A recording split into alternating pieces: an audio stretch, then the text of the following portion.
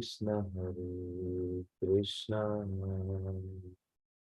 Krishna Krishna Hare Hare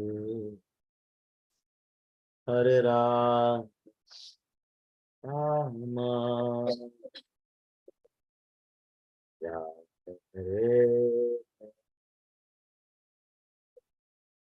Hare Krishna Krishna Krishna Hare Hare Hare Krishna Gita Mataji, welcome. Harsha Vaidya Mataji, Hare Krishna. Hare Krishna Prabhuji. Hare Krishna Hare everyone. Krishna. Hare સ્વાગત છે Krishna. તમારું બધાનું. તમે બધા અલગ અલગ batch માંથી level 1 માંથી આવતા હશો. ઘણા બધા 8 PM 4 PM 8 AM અને 6 AM આવી 4 બેચ આપણી ચાલુ છે. બરાબર. દિગ્નેશ પ્રભુજી, તમે કઈ બેચ માં છો લેવલ 1 માં? હરે કૃષ્ણ પ્રભુજી. હરે કૃષ્ણ. સાંજના 8 વાગ્યા વાળી બેચ લેવલ 1 ની હતી ને એમાં. કેટલી વખત લેવલ 1 થયું આપનું? પહેલી વખત. પહેલી વખત લેવલ 1 થયું, ડાયરેક્ટ લેવલ 2 માં. યા વેરી ગુડ. જોરદાર ડિસ્ટ્રીબ્યુટ છે. હરે કૃષ્ણ. બાકી તો હું ઓળખું છું બાપુ શ્રી અમરસિંહજી ને ઓળખું છું, ડોક્ટર આરતીજી મારી સાથે હોય છે, ગીતાજી છે, હર્ષા માતાજી, હેતલબેન મિસ્ત્રીજી છે, તો લેવલ 2 માં હતા, ફરીથી લેવલ 2 જોઈન કરી રહ્યા છે. હિનાબેન પટેલ. યસ, હિનાબેન પટેલ, તમે કઈ બેચમાં હતા? કૌશિકાજી તો મારી સાથે મોર્નિંગમાં છે. મેહુલ પટેલજી વારંવાર ખૂબ સરસ. જિગ્નેશ દરબારજી એક કેતન પ્રભુ ક્લાસ જોઈન કરશે આઈ થિંક, અને અલ્પા માતાજી જોઈન કરવાના છે. અલ્પા માતાજીને તો લિંક આપી મેં. Okay, yes. તો એ બે જોઈન કરે તો યસ યસ પ્લીઝ મને ઇન્ફોર્મ કરજો એ જોઈન કરે તો. ધર્મેશ્વર પ્રભુ જોઈન કરી રહ્યા છે, આપણી સાથે જોડે ચૂક્યા છે. ધર્મેશ્વર કૃષ્ણદાસ પ્રભુ. હરે કૃષ્ણ પ્રભુજી. દંડવત પ્રણામ. હરે કૃષ્ણ. આપ સર્વનું સ્વાગત છે. હરે કૃષ્ણ. હરે કૃષ્ણ પ્રભુ. હરે કૃષ્ણ. હરે કૃષ્ણ પ્રભુજી. હરે કૃષ્ણ. હરે કૃષ્ણ. હરે કૃષ્ણ. હરે કૃષ્ણ પ્રભુજી. હરે કૃષ્ણ. મને લાગે છે સન્ડે ની અસર છે એટલે there may be less people but very happy. Yes, Jignesh Prabhu is there. Jignesh Trivedi. Hari Bol. Hari બોલ પ્રભુજી. હરે કૃષ્ણ. હરે કૃષ્ણ. બધાને વિનંતી છે કે બની શકે તો પોતાનો વિડીયો ઓન રાખો. એ બહુ એક પર્સનલ ઉપસ્થિતિ નું અનુભવ કરાવે છે. Thank you very much all for joining. I think 6:03. Jignesh Prabhu is ready and તમે બધા પણ ready. I think Jignesh Prabhu is traveling. Hari Bol. Yes, Alpa માતાજી એન્ડ કેતન પ્રભુ આપણી સાથે જોડાઈ ચૂક્યા છે. વેલકમ માતાજી અને વેલકમ પ્રભુજી. કેતન પ્રભુજી, દંડવત પ્રણામ તમને. તો હરે કૃષ્ણ પ્રભુજી, દંડવત પ્રણામ. હરે કૃષ્ણ ધર્મેશ પ્રભુજી. કેતન પ્રભુ આપ મ્યુટ છો. યસ. તો તમે બંને પણ તમારા પાર્ટિસિપન્ટ હશે 4 PM 6 AM વાળા, તો તમે પણ એમને સંબોધન કરી શકો છો. લેવલ 2 માટે એને પ્રોત્સાહિત કરો અને પછી હું આગળનું લેવલ 2 છે શરૂ કરવા જઈ રહ્યો છું. હરે કૃષ્ણ કેતન પ્રભુ. હરે કૃષ્ણ જિગ્નેશ પ્રભુજી. હરે કૃષ્ણ સર્વેને. સૌ પ્રથમ તો આજના દિવસે આપ સૌ બધાને ખૂબ ખૂબ શુભેચ્છા અને ખૂબ ખૂબ શુભકામના નવા વર્ષની. આપ સૌનું નવું વર્ષ ભગવાનને પ્રાર્થના કે આપની આધ્યાત્મિક જર્ની બહુ આનંદદાયક અને બહુ સફળતાપૂર્વક આમાં સરસ રીતે આગળ વધી રહ્યા છો તે સૌ પ્રથમ આપ સૌને ખૂબ ખૂબ આભાર, ધન્યવાદ અને સાથે સાથે અભિનંદન પણ. કારણ કે આપણે બહુ સરસ નિર્ણય લીધેલો છે આપણે આ ભગવદ્ ગીતાના લેવલ નંબર 2 માં જોડાવાનો અને આપણા જિગ્નેશ પ્રભુજી સાથે એના સાનિધ્યમાં આપણને 18 દિવસમાં આપણે 18 દિવસનો જે લેવલ 1 કમ્પ્લીટ કરેલો છે અને હવે અત્યારે જે લેવલ 2 માં બધા જોડાયેલા છો તે બદલ આપણને સરસ રીતે આપણી આધ્યાત્મિક જર્ની આગળ વધી રહી છે. એ બદલ ફરીથી આપ સૌને ખૂબ ખૂબ ધન્યવાદ અને ખૂબ ખૂબ અભિનંદન. અને હવે આપણે જાણશું કે ભાઈ આપણે જિગ્નેશ પ્રભુજી સાથે આપણે જે લેવલ 2 માં આપણે આરંભ કરેલો છે આપણો આ યજ્ઞ, એમાં આપણે ભગવાનને પ્રાર્થના કે આપણે સરસ રીતે આ યજ્ઞ સંપન્ન કરીશું અને આપણે આપણા જ્ઞાનમાં, આધ્યાત્મિક જ્ઞાનમાં, દિવ્ય જ્ઞાનમાં ઓર સરસ રીતે આપણે આગળ વધશું. તો એની સાથે સૌને શુભેચ્છા અને આપ સૌને વિનંતી કે આપમાં કન્ટિન્યુઅસલી જોડાયેલા રહેજો. અને આપ સૌના કોઈ કે જેણે વચ્ચે વચ્ચે બ્રેક થઈ જાય તો એકબીજાને મોટિવેટ કરવા માટે જો આપણે એકબીજાનો સંપર્ક સાધી શકતા હો તો બધાને સંપર્ક કરીને પણ બધાને વિનંતી કરજો કે જોડાયેલા રહીએ અને બ્રેક જરાય કરે નહીં અને કન્ટિન્યુ રાખે. કારણ કે આપણી આજે જર્ની જે છે આપણે બધા એક સાથે કમ્પ્લીટ કરશું તો આપણને બહુ આનંદ વધશે અને સાથે સાથે આપણને આધ્યાત્મિક જર્ની પણ આપણી બહુ સરસ રીતે સફળતા રીતે સંપન્ન થશે. તો હરે કૃષ્ણ સર્વેને અને ખૂબ ખૂબ ધન્યવાદ જિગ્નેશ પ્રભુજીને કે એમણે આ પોતાનું લેવલ 2 નું આપણે ફરીથી ક્લાસ શરૂ કરેલા છે અને ફરીથી એમાં જોડાયેલા છે. હરે કૃષ્ણ સર્વેને. હરે કૃષ્ણ. હરે કૃષ્ણ પ્રભુજી. હરે હરે Krishna. Krishna. Hare Krishna. Before just 2 minutes, Prabhu. Actually, મારે log off થવું પડશે એટલે બિફોર ધેટ જસ્ટ મારે બધાને ખાસ કરીને એ રીતે એડ્રેસ કરવા છે કે જો આ પ્રી ભક્તિ શાસ્ત્રી છે, લેવલ 2 માં પણ 2 ભાગ છે, પ્રી ભક્તિ શાસ્ત્રી અને ભક્તિ સદાચાર.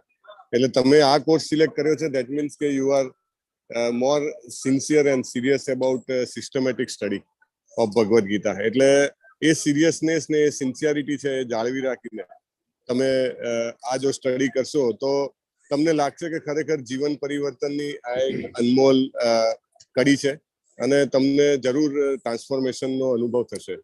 તો કેવી રીતે આપણી સિન્સિયરિટી અને સિરિયસનેસને આપણે બતાવી શકીએ? એક તો video on, as far as possible keep video on. જે તમારા ફેસિલિટેટર છે જિગ્નેશ પ્રભુ, રાઈટ, એમને પોતાને પણ એ રીતે તમારી ઉપસ્થિતિ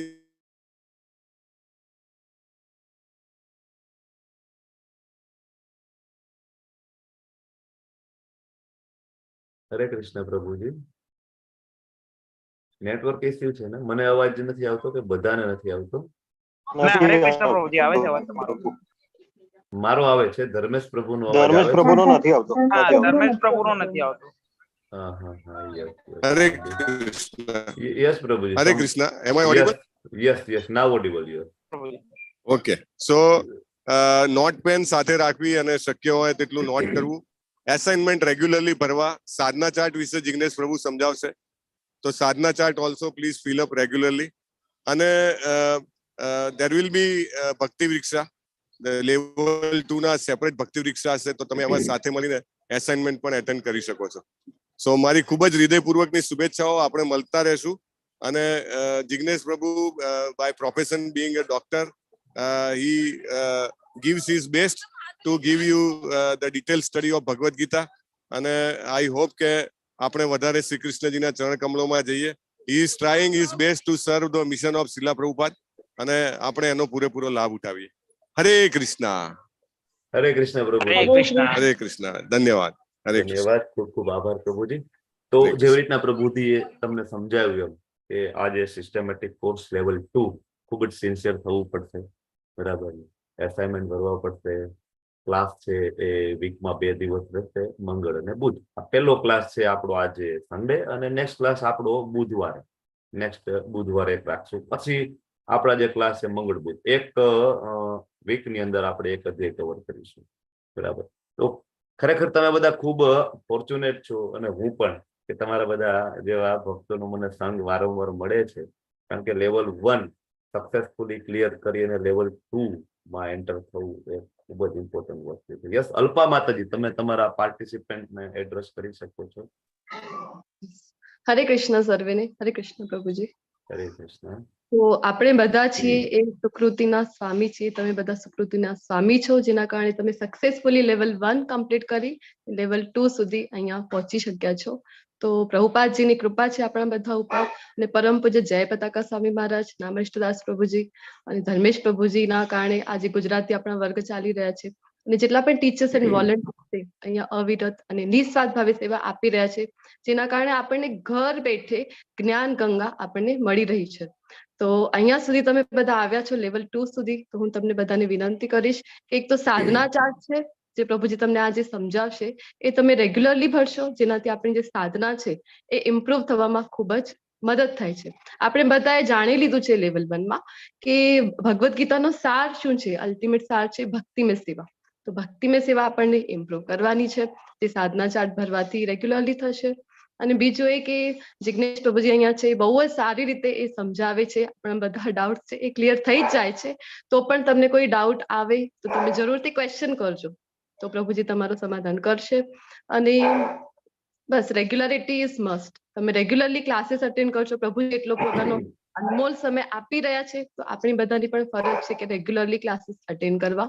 કોઈ દિવસ મિસ થઈ જાય તો જેવી રીતે લેવલ 1 માં આપણને મળતું હતું રેકોર્ડિંગ અને યુટ્યુબ વિડીયો, એવી રીતે અહીંયા પણ મળી રહેશે. બટ બધાએ રેગ્યુલરલી ટ્રાય કરવાનું કે ઝૂમમાં જ તમે બધા અટેન્ડ કરી શકો. તો તમારા બધાને હું અભિનંદન કહીશ. અને રેગ્યુલરિટી ઇઝ મસ્ટ. તો તમે બધાએ જે છે એ જરૂરથી ટ્રાય કરજો કે રેગ્યુલરલી ક્લાસ અટેન્ડ કરી શકો. ખૂબ ખૂબ ધન્યવાદ બધાનો. હરે કૃષ્ણ. હરે કૃષ્ણ માતાજી, થેન્ક યુ, ખૂબ ખૂબ આભાર તમારો. તો યસ, આજે આપણે ડે 0 થી શરૂઆત કરવા જઈ રહ્યા છે અને શ્રદ્ધાવાન સેરેમની પણ કહી શકાય છે. મારું કઈ ખાસ ઇન્ટ્રોડક્શન નથી. હમણાં ધર્મેશ પ્રભુએ કીધું, બાય પ્રોફેશન હું એક ડોક્ટર છું, સર્જન છું, એનોરેક્ટર સર્જન છું. રાજકોટથી બિલોંગ કરું છું અને છેલ્લા 2 વર્ષથી આપણા મંદિર સાથે જોડાયેલું છું અને શ્રી શ્રી રાધા ગોવિંદજીની સેવામાં લાગી રહ્યો છું. ખરેખર મારું ખૂબ સૌભાગ્ય છે કે હું તમને આ સૌ કરી શકું છું. શ્રીલ પ્રભુપાદની આવીને આવી મારા પર કૃપા બની રહે ને તમારા બધાના આશીર્વાદ બની રહે કે તમે બધા આવી મને સેવા કરવાનો વારંવાર આપો.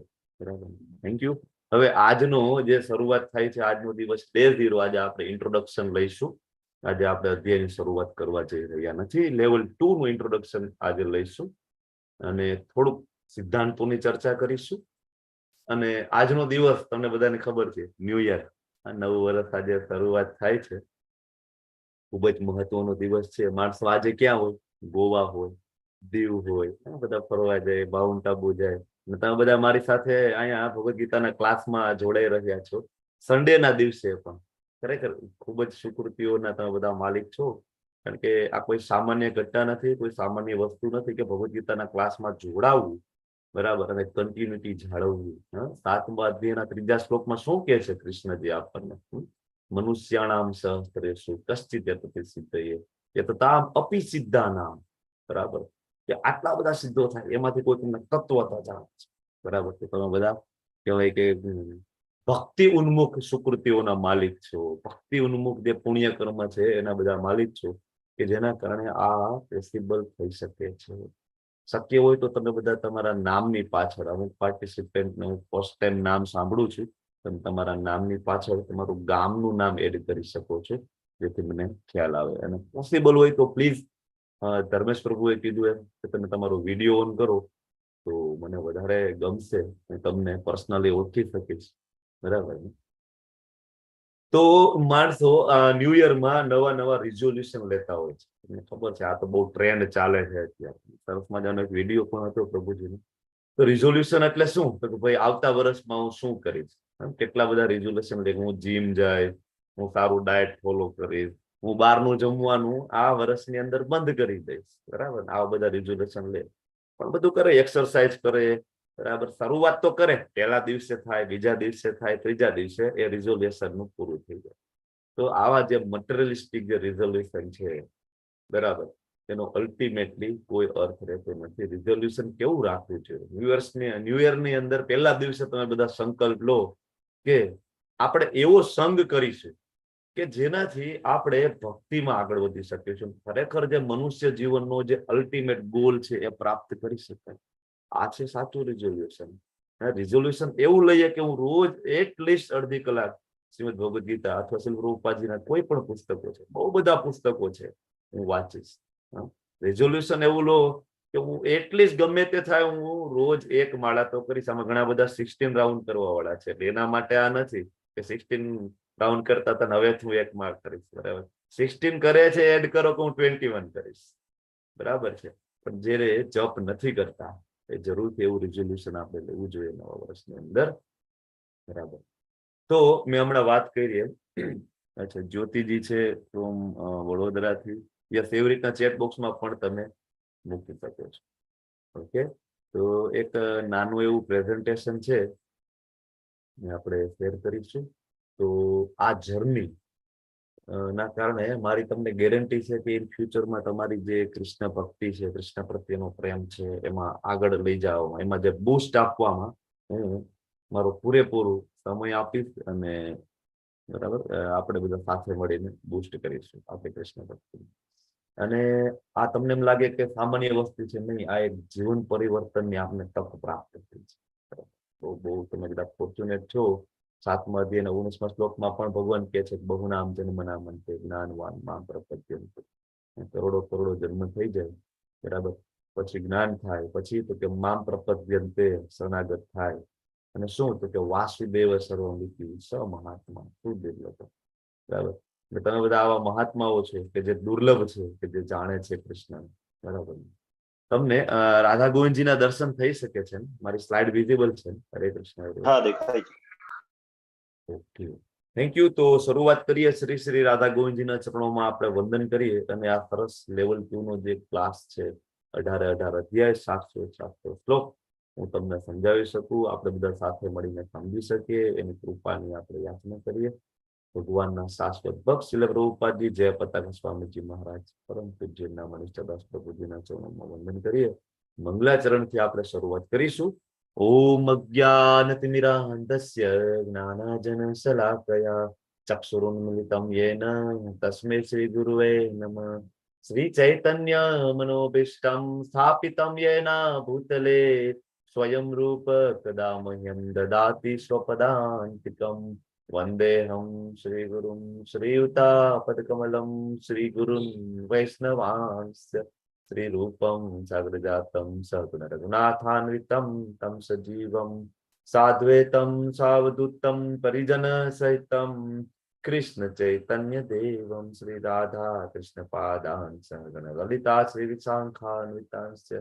હે કૃષ્ણ કરુણા સિંધુ દીનબંધુ જગતપતે ગોપેશ ગોપિકા કાંત રાધા કાંત નમસ્તુતે.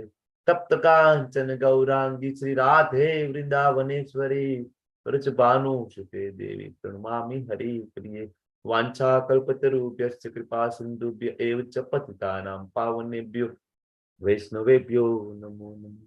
नमो विष्णुपादाय कृष्णपृष्ठाय भूतले श्रीमते भक्ति वेदांत स्वामिन् इति नामिने. नमस्ते सरस्वती देवी गौरवाणी प्रचारिणे निर्विशेष शून्यवादी पाश्चात्य देशतारिणे. जय श्री कृष्ण चैतन्य प्रभु नित्यानंद श्री अद्वैत गदाधर शिवासादि गौर भक्त वृंद.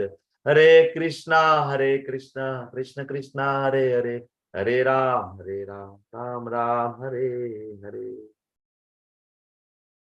તમે બધા મંગલાચરણથી તો બરાબર ને આપણે લેવલ 1 માં પણ વારંવાર લેતા, તો તમને બધાને ખ્યાલ છે કે મંગલાચરણ આપણે શું કામ લઈએ છીએ? વાય ભગવદ ગીતા ભાગવતમ કોઈ પણ ક્લાસ ચાલુ કરતા પહેલા હંમેશા મંગલાચરણ લેવું જોઈએ. ભગવાનને ખૂબ ગમે છે કે આપણે એના ભક્તોને ગ્લોરીફાઈ કરીએ, એમના ભક્તોના ગુણગાન ગાઈએ, એમના ભક્તોને આપણે યાદ કરીએ. કુરુક્ષેત્રની યુદ્ધ ભૂમિ ઉપર તમે જો એ કૃષ્ણ છે વારંવાર યાદ કરે છે. કોને? કુંતી મહારાણી. ત્યાં કુંતી મહારાણી હાજર પણ નથી, બરાબર, એવો કોઈ પ્રસંગ પણ નથી આવતો કુંતી મહારાણીને યાદ કરવા દઉં, છતાં પણ ભગવાન શ્રી કૃષ્ણ છે વારંવાર યાદ કરે છે અને ગમે છે. ભગવાન છે ભક્ત વત્સલ છે, ખૂબ ગમે છે. તો આપણે પણ ભગવાનના જે પ્રિય ભક્તો છે યાદ કરીએ. તો આજનું ડે 0 લેવલ 2 ઓરિએન્ટેશન છે, બરાબર. આપણે હમણાં શ્રી પ્રભુપાદજીનો પ્રણામ મંત્ર, પંચતત્વ પ્રણામ મંત્ર, હરે કૃષ્ણ મહામંત્ર લીધો. સુંદર મજાના તમારી સામે જે વિગ્રહ છે રાધા ગોવિંદજીના વિગ્રહ છે, બરાબર. તો શું કામ ભાઈ આ લેવલ 1, લેવલ 2, લેવલ 3 ભક્તિ શાસ્ત્રી આ બધું આપેલું હશે? આપને ઘણી વાર પ્રશ્ન, ડાયરેક્ટ ભક્તિ શાસ્ત્રી બધાને ભણાવી દે ના ચાલે? હે, શું કામ? પ્રભુપાદજી, બરાબર, એમને એક શિષ્ય બહુરૂપાજીને લેટર લખે છે, બરાબર, કે ભાઈ મેં મારી બુકની અંદર કૃષ્ણ ભાવનામૃત અંગેની જે કઈ ફિલોસોફી છે, જે તત્વજ્ઞાન છે, ભરીને મેં એમાં આપેલું છે, બરાબર. અને આને સમજવાનો એકમાત્ર સરળ રસ્તો શું છે? તો કે ભાઈ સતત અભ્યાસ કરવાનો, reading again and again, again and again. આ સૌથી ઇમ્પોર્ટન્ટ છે. વારંવાર લેવલ 1 કરીએ, લેવલ 2 કરીએ, એમાં પણ આપણે નામનિષ્ઠદાસ પ્રભુજી છે એ ડિવાઈડ કરે છે, લેવલ 1, લેવલ 2, લેવલ 3, 4 ભક્તિ શાસ્ત્રી. વાય? કારણ કે ભગવદ્ ગીતા આપણે ક્યારેય ટચ કરી જ ના હોય, ભગવદ્ ગીતા ક્યારેય સમજવાની કોશિશ જ નથી કરી હોતી. ડાયરેક્ટ ભક્તિ શાસ્ત્રીમાં આવીએ તો આપણને સમજાય નહીં, બરાબર ને, આપણે સ્કીપ જ કરીએ. તો બેઝિક એકદમ લેવલ 1 તમે બધા હતા, તમને બધાને ખબર છે કે લેવલ 1 ની અંદર આપણે બધા શ્લોક કવર કરતા નથી, પણ હા મહત્વના બધા શ્લોકો કવર કરીએ. આખા અધ્યાયનો સાર છે એ તમને ખ્યાલ આવી જાય ખરેખર આ ભગવદ્ ગીતા શું કહેવા માંગે. ખાલી એક વખત 18 દિવસ એટેન્ડ કરો ને તોય તમને એવું લાગે કે નહીં મને ભગવદ્ ગીતા સમજાઈ ગઈ છે, અને કઈ રીતના પ્રેક્ટિકલી ઇમ્પ્લિમેન્ટ કરી શકીએ એ આપણે લેવલ 1 માં ખ્યાલ આવે, બરાબર. પછી આપણે જયારે લેવલ 2 માં આવીએ તો હવે આપણે થોડુંક ડીપ ડાઇવ કરશું, થોડીક ઊંડી ડૂબકી લગાડશું અને આપણે બધા શ્લોકો કવર કરવાની કોશિશ કરીશું, બરાબર. તો ઘણી વાર એમ થાય કે નથી સમજાતું, તો એક જ રસ્તો છે, ફરીથી લેવલ 1 કરીએ, લેવલ 2 કરીએ, લેવલ 1 કરીએ, લેવલ 2 કરીએ. એવું નહીં કે આપણે લેવલ 2 માં આવી ગયા છે તો લેવલ 1 હવે છોડી દેવાનું છે, નહીં. લેવલ 1 એ બેઝ છે, એ પાયો છે ભક્તિમાં આગળ વધવા માટેનું. લેવલ 1 હંમેશા બૂસ્ટ આપે છે. અને બીજું લેવલ 1 છે, તમે જુઓ કે અલગ અલગ સ્ટોરીઓ શ્રીમદ ભાગવતમ માંથી બરાબર પ્રસંગો અલગ અલગ લઈ અને આપણને શ્લોકો સમજાવવાની કોશિશ કરી છે, બરાબર. તો લેવલ 1 જરૂરથી કન્ટિન્યુ રાખજો, અને લેવલ 2 માં તમે બધા આવ્યા છો તો તમારું બધાનો ખરેખર ધન્યવાદ કરું છું, અમને બધાને કોંગ્રેચ્યુલેટ કરું છું, બરાબર. તો કઈ રીતના આપણો આ જે કોર્સ છે એ આગળ વધશે, તો મિનિમમ રિક્વાયરમેન્ટ શું છે ભાઈ? ડોક્ટર બનવું હોય તો સાયન્સ કરવું કમ્પલસરી છે કે નહીં, બરાબર? તો કોઈ પણ કોર્સમાં આગળ વધવા માટે કંઈક બેઝિક ક્વોલિફિકેશનની જરૂર પડે કે નહીં? સેમ લેવલ 2 માં આગળ વધવા માટે એક નાની એવી રિક્વાયરમેન્ટ છે. કઈ? તો કે ભાઈ એટલીસ્ટ એક રાઉન્ડ છે હરે કૃષ્ણ મહામંત્રનો આપણે રોજ કરવો જોઈએ. વાય? શું કામ ભાઈ મહામંત્રનો જપ ના કરીને સીધું ભગવદ્ ગીતા સમજવાની હું કોશિશ કરું તો ભગવાન ચોથા અધ્યાયના 3જા શ્લોકમાં શું કહે છે? ભગવાન અર્જુનને શું કહે છે? ભક્તો અસી મે સખા ચેતી. અર્જુનને કહે છે, અર્જુન તું મારો ભક્ત છે ને, તું મારો મિત્ર છે ને ભાઈ, એટલે હું તને આ રહસ્યમ, કેવું તો કે રહસ્યમ એતત ઉત્તમમ, આ જે ઉત્તમ રહસ્ય છે હું તને આપી રહ્યો છું અને તું એ સમજી શકીશ. તો કઈ રીતના આપણે સમજી શકીએ, બરાબર? ભક્ત કઈ રીતના બને, બરાબર? ભક્ત બનવા માટે કૃષ્ણનું ચિંતન થવું જોઈએ, સતત એનું મનન થવું જોઈએ. જો તમે કોઈ પણ ભક્તો લઈ લો, પછી નરસિંહ મહેતા હોય, એ મીરાબાઈ હોય, એ સંત તુકારામ હોય, એ સડગોસ્વામીઓ હોય, બરાબર છે, કે પછી આપણા શ્રીલ પ્રભુપાદજી હોય. ભક્ત એટલે શું?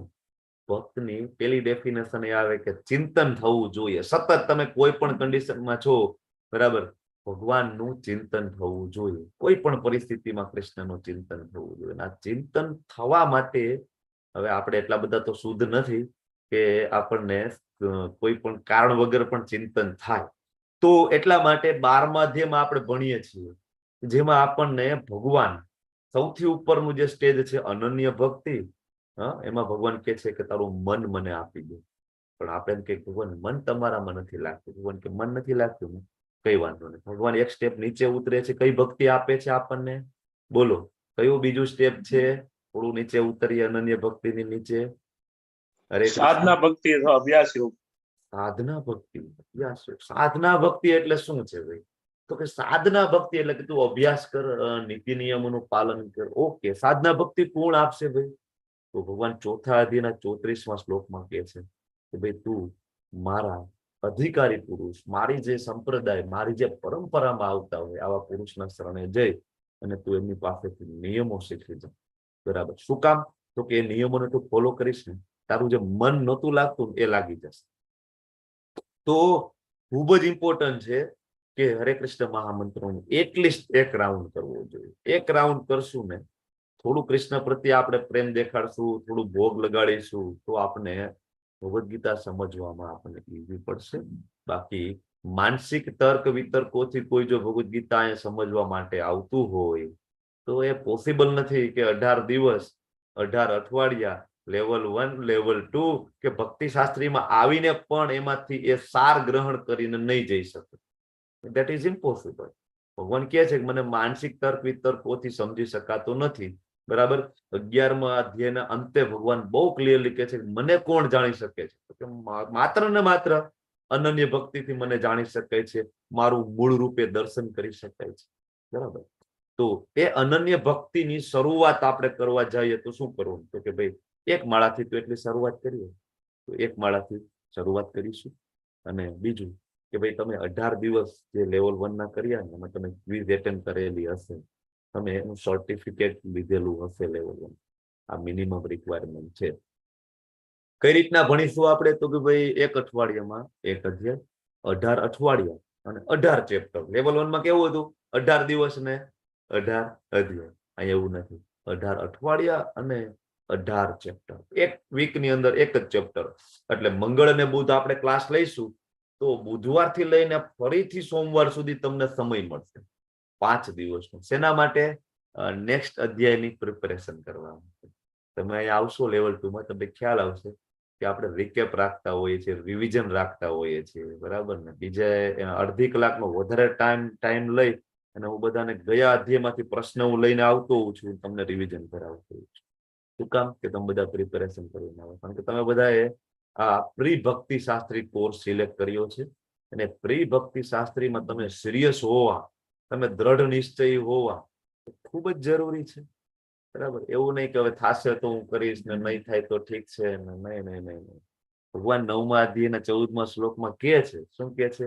સતતમ કીર્તયંતો મામ યતંતશ્ચ દ્રઢ વ્રત. કીર્તન કરીએ, જપ કરીએ, પણ કઈ રીતના? દ્રઢ વ્રત. નિશ્ચય છે મારો. શું? તો કે ભાઈ એક માળા તો હું કરીશ ભગવાન, 18 અધ્યાય હું જોઈન કરીશ, ગમે એવી પરિસ્થિતિમાં હું જોઈન કરવાની કોશિશ કરું. રેડી? તો આ રીતના. અને કઈ રીતના આપણે લર્ન કરીએ? તો કે સૌથી ઇમ્પોર્ટન્ટ વસ્તુ છે સેલ્ફ સ્ટડી. તમારી બધા પાસે શ્રી પ્રભુપાદજીની ભગવદ્ ગીતા યથારૂપ હોવી જોઈએ અને હશે એવું હું માનું છું. ના હોય તો પરચેસ કરી લેજો. એના વગર આગળની જર્ની આપણી પોસિબલ નથી. તો એક ભગવદ્ ગીતા યથારૂપ, એની સાથે એક બીડબેગ અને એક એમની સાથે માળા, સાક્ષી માળા અને જપ માળા, આટલું પરચેસ કરી લો. અને સેલ્ફ રીડિંગ ખૂબ જ ઇમ્પોર્ટન્ટ છે. તમને ના સમજાય તો મારો પર્સનલ નંબર પણ હું શેર કરીશ અને તમારા ડાઉટ છે એ ક્લિયર કરવાની કોશિશ હું કરીશ. બરાબર. અને બીજું, પહેલું રીડિંગ અને બીજું શું છે? શ્રવણ. ભક્તિ, નવધા ભક્તિ તમને બધાને ખ્યાલ હશે. નવધા ભક્તિનો શ્લોક કોને આવડે છે? બોલી જાવ ચલો. શ્રીમદ ભાગવતમ 7મો ખંડ 5મો અધ્યાય 23મા શ્લોકની અંદર શું કહે છે પ્રહલાદ મહારાજ? બોલો. હરે કૃષ્ણ. હું હિન્ટ આપું? શ્રવણમ કીર્તનમ પાદસેવનમ આત્મનિવેદન દાસ્યમ સાખ્યમ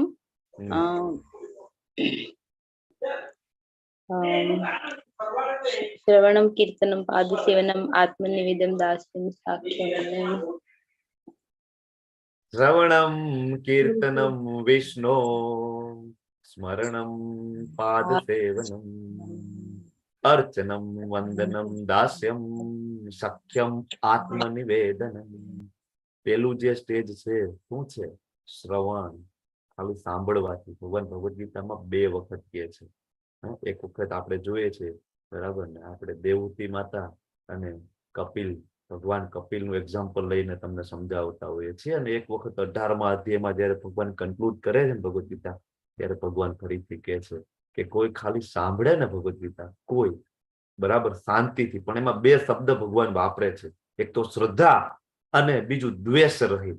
વાંચજો તમે 18મો અધ્યાય, કે શ્રદ્ધા અને દ્વેષ રહિત થઈને જો કોઈ ભગવદ્ ગીતા શ્રવણ કરશે ને, ખાલી શ્રવણ કરશે ને, તો ભગવાન કે બધા પાપોમાંથી એને હું મુક્ત કરું છું. તો પહેલી વસ્તુ રીડિંગ અને બીજું શ્રવણ. શ્રીમદ ભાગવતમની અંદર સ્કંદ પહેલાની અંદર સરસ શ્લોક છે, શુન્વતામ સ્વકથા કૃષ્ણ પુણ્ય શ્રવણ કીર્તનમ હૃદયો યંતયબ્દ્રાણી વિદ્યુનોતિ સુરક્ષતમ. શું કરે છે ભગવાન? અરે ભગવાન હૃદયમાં જઈને ક્લીનિંગ કરે છે. શું કરે છે? સાફ સફાઈ કરે છે. શેની? કલ્મશ, કામ, ક્રોધ, લોભ, મોહ. ગોલોકના અધિપતિ, અખિલ બ્રહ્માંડના સ્વામી શું કામ કરે? તો કે હું તમારા બધાના હૃદયમાં જઈને ક્લીનિંગની પ્રોસેસ કરું છું. બરાબર. ક્યાંથી થશે? તો ભગવાન કે ખાલી શુણવતામ સ્વકથા કૃષ્ણ, ખાલી તમે સાંભળશો. તો રીડિંગ, લિસનિંગ, ત્રીજું ક્વિઝ એટેન્ડ કરવી, અસાઇનમેન્ટ આવશે, તમને ધર્મેશ પ્રભુએ કીધું એ પ્રમાણે બધા અસાઇનમેન્ટ તમારે ભરવા પડશે અને બિલકુલ અઘરા નથી. નો ગ્રેડ અસાઇનમેન્ટ છે, કોઈ પણ પ્રકારના માર્ક્સ નથી આની અંદર, તો ચિંતા કરવાની નથી કે આપણે પાસ થઈશું કે ફેલ થઈશું, માત્ર ને માત્ર તમારું ડેડિકેશન જોઈએ. બરાબર. તો હવે આટલો સરસ જ્ઞાન યજ્ઞ શરૂઆત કરીએ છીએ તો કંઈક સંકલ્પ તો જોઈએ ને. સંકલ્પ વગર, દ્રઢ નિશ્ચય વગર તો કઈ રીતના ભગવાન કૃષ્ણની કૃપા આપણને પ્રાપ્ત થાય. બરાબર. કોઈ પણ કાર્ય આપણે ઇવન ભૌતિક કાર્ય કરીએ ને તોય સંકલ્પ કરીએ. જોબ કરવા ક્યાંક આપણે જોબ માટે જઈએ તો સંકલ્પ કરાવે છે કે નહીં? 8 વાગે હાજર થવાનું છે ભાઈ જોબમાં, 8:30 આવું તો કે તો અડધા દિવસની સેલરી કટ થઈ જશે. ત્યાં કેમ ભાઈ સંકલ્પ કરીએ છીએ? Same here we should be sankalp. બરાબર. કેમ કે આ તો કેવું જ્ઞાન છે, આ તો બધા મટીરિયલ છે, નોલેજ. ઠીક છે, બધું કરવું પડે. બરાબર. જ્યાં સુધી આપણામાં અભયમ નામનો ગુણ, 16મા અધ્યાયમાં આપણે ભણી ગયા ને, દૈવી ગુણનો પહેલો ગુણ કયો છે? અભયમ. જ્યાં સુધી અભયમ નથી, બધું કરીએ કોઈ વાંધો નથી. અને એવું નથી કે એ બધું છોડીએ તો જ થશે, નહીં. ગૃહસ્થાશ્રમમાં રહીને પણ પૂર્ણતાને પ્રાપ્ત કરી જ શકીશું આપણે. બરાબર. તો સંકલ્પ લેવાનું ભગવાન 9મા અધ્યાયના 14મા શ્લોકમાં પણ કહે છે. હમણાં જ મેં તમને જે શ્લોક કીધો એ સતતમ કીર્તયંતો મામ યતંતશ્ચ દ્રઢ વ્રત. ત્યાં જે દ્રઢ વ્રત કહે છે ને એ જ ભગવાન કહે છે કે સંકલ્પ લેવાનો. સેમ આપણે સંકલ્પ લઈએ. ચલો, તો આપણા સાથે આપણા કો-હોસ્ટ ને આપણા એડમિન છે તમારા લેવલ 2 ના, એ જિગ્નેશ દરબારજી છે. બીજા પણ વોલેન્ટિયર્સ આપણી સાથે જોડાઈ ગયેલા છે, જેમાં અમરીશજી છે. બરાબર. ડોક્ટર દીપ્તિજી છે. બરાબર. બીજા કોઈને ભૂલતો નથી ને? નયા માતાજી છે. યસ, નયા દવેજી છે, નયા માતાજી છે. બરાબર. તો આ બધા તમારી સાથે છે જ. બરાબર. તો સંકલ્પ લઈએ. તો હવે બધા તમારી જગ્યાએ તમારું માઇક ઓફ રાખો. હું અહીંથી સંકલ્પ લેવડાવું છું, જિગ્નેશ દરબારજી મારી પાછળ રિપીટ કરશે. તમે બધા પણ ત્યાં બેઠા બેઠા હાથ જોડીને રિપીટ કરજો. બરાબર. ચલો, જિગ્નેશ દરબારજી, શરૂઆત કરીએ જ્ઞાન યજ્ઞની. બરાબર. અને પહેલી આહુતિ એની અંદર આપીએ શું? તો કે ભાઈ હું રોજ હરે કૃષ્ણ મહામંત્રનો 1 રાઉન્ડનો જપ કરીશ. હું રોજે 1 રાઉન્ડ મહામંત્રનો જપ કરીશ. યસ. અને હું રેગ્યુલરલી ભગવદ ગીતાનો ક્લાસ એટેન્ડ કરીશ. અને હું રેગ્યુલરલી ભગવદ ગીતાનો ક્લાસ એટેન્ડ કરીશ. અને હા, આ ક્લાસ દરમિયાન હું એક્ટિવલી પાર્ટિસિપેન્ટ થઈશ. આ ક્લાસ દરમિયાન હું એક્ટિવલી પાર્ટિસિપેટ થઈશ.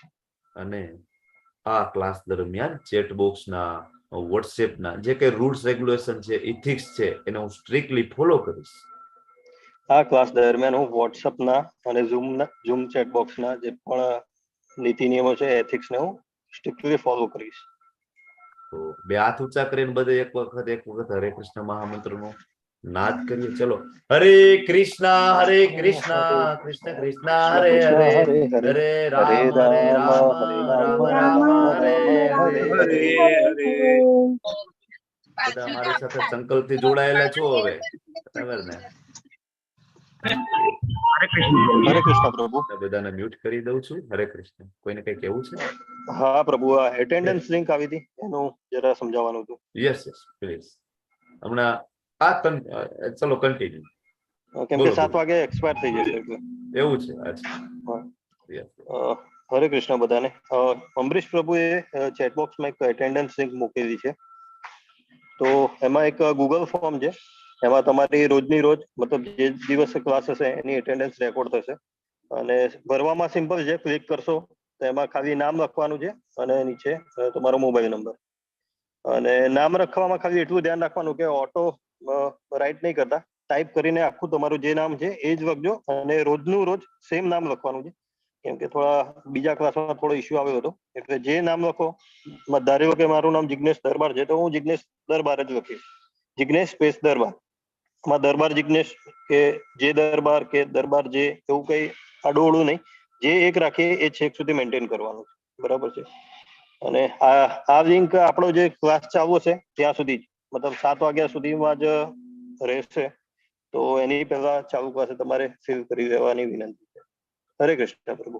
હરે કૃષ્ણ. યસ.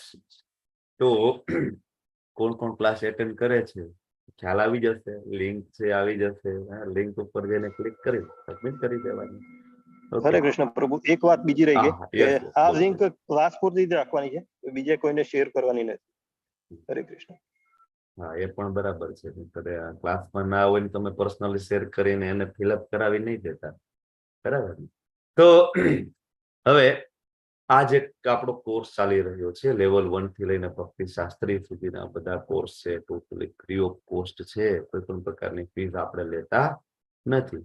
પણ યસ, તમને બધાને ખબર છે, કોઈ પણ ઓર્ગેનાઇઝેશન હોય, બરાબર, આટલો મોટો જ્ઞાન યજ્ઞ ચાલી રહ્યો છે, વિશ્વવ્યાપી જ્ઞાન યજ્ઞ ચાલી રહ્યું છે, તો એની જે બેઝ છે, એની કરોડરજ્જુ શું હોય? લક્ષ્મી તો હોવાની ને. લક્ષ્મી વગર શક્ય નથી, પૈસા વગર કઈ થાય નહીં. એટલે જો તમે કોઈ ડોનેશન આપવા માંગતા હોય તો તમને બધાને ખબર છે કે આપણી ઓથેન્ટિક લિંક છે, એના ઉપર લિંક જઈ, બરાબર, તમે એડમિન, તમે ટીચરનો કોન્ટેક્ટ કરીને ડોનેટ કરજો.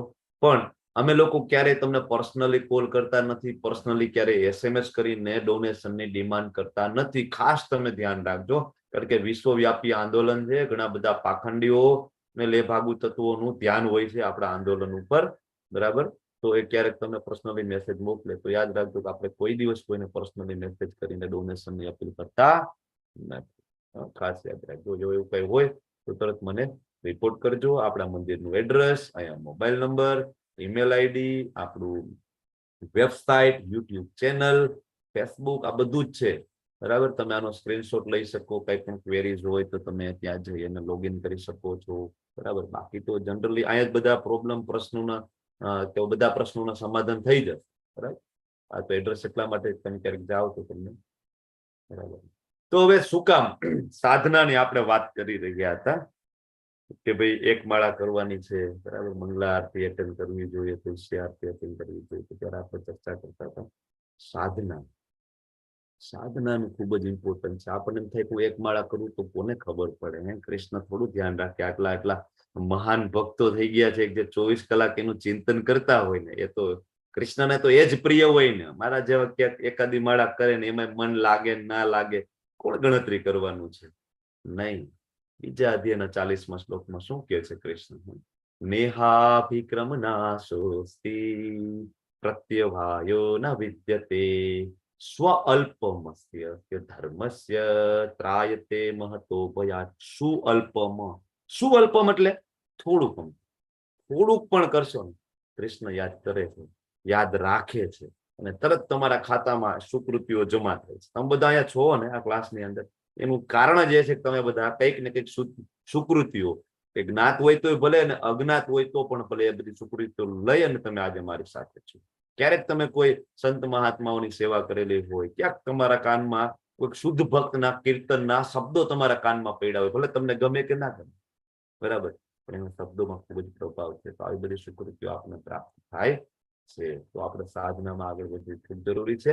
બીજું, મંગલા આરતી કરવાની છે, બરાબર. શક્ય હોય તો આપણી લિંક છે, બરાબર, તમને શેર કરવામાં આવશે. અને સવારમાં ઉઠી અને થોડું ફ્રેશ થઈને બેસી જવાનું. સ્નાન કરવાની જરૂર નથી. શિયાળામાં સવારમાં સ્નાન કરવું એટલે તો બહુ મોટું તપ છે. એના કરતા તો એવું લાગે કે હિમાલયમાં જવું ઈઝી પડે અત્યારે. કઈ વાંધો નહીં, નો પ્રોબ્લેમ. જનરલ ટેમ્પલની અંદર જઈ અને ડાયરેક્ટ કઈ સેવા કરવી હોય તો સ્નાન કરવું કમ્પલસરી છે. કે ટચ કરવું હોય, તમે કોઈ ડાયરેક્ટલી જોડાયેલા હોય તો પણ, ઇવન તમે ટેમ્પલમાં જઈને પણ જો મંગલા આરતી કરતા હોય ને, દૂર ઉભા રહીને, તો પણ તમારે સ્નાન કરવાની જરૂર નથી. શાસ્ત્રો બહુ ક્લિયર લખ્યો છે, બરાબર. તો સવારમાં ઉઠો, મંગલા આરતી કરો. એક ભક્ત પ્રભુપાદજીને પૂછે છે, પ્રભુપાદજી હું મંગલા આરતી ક્યારે ના કરું ચાલે? પ્રભુપાદ કે બસ, કે તારું મૃત્યુ થઈ જાય ને પછી મંગલા આરતી નહીં કરતો ચાલશે. બસ ત્યાં સુધી મંગલા આરતી કરવી ખૂબ જરૂરી છે. વિશ્વનાથ ચક્રવર્તી ઠાકોર, જે શ્રીપાદ વિશ્વનાથ ચક્રવર્તી ઠાકોર શું કહે છે કે જે કોઈ બ્રાહ્મ મુહૂર્તમાં ઉઠીને મંગલા આરતી કરશે ને, ડાયરેક્ટ ધામની ટિકિટ એની કન્ફર્મ છે. તો ખૂબ જ જરૂરી છે કે આપણે બધાએ મંગલા આરતી રેગ્યુલર એટેન્ડ કરવી જોઈએ. ખૂબ ઇમ્પોર્ટન્ટ છે. અલગ અલગ લેટર્સ પ્રભુપાદજી એમના શિષ્યોને લખેલા છે, અને બધા લેટર્સ અત્યારે પણ રેકોર્ડેડ છે.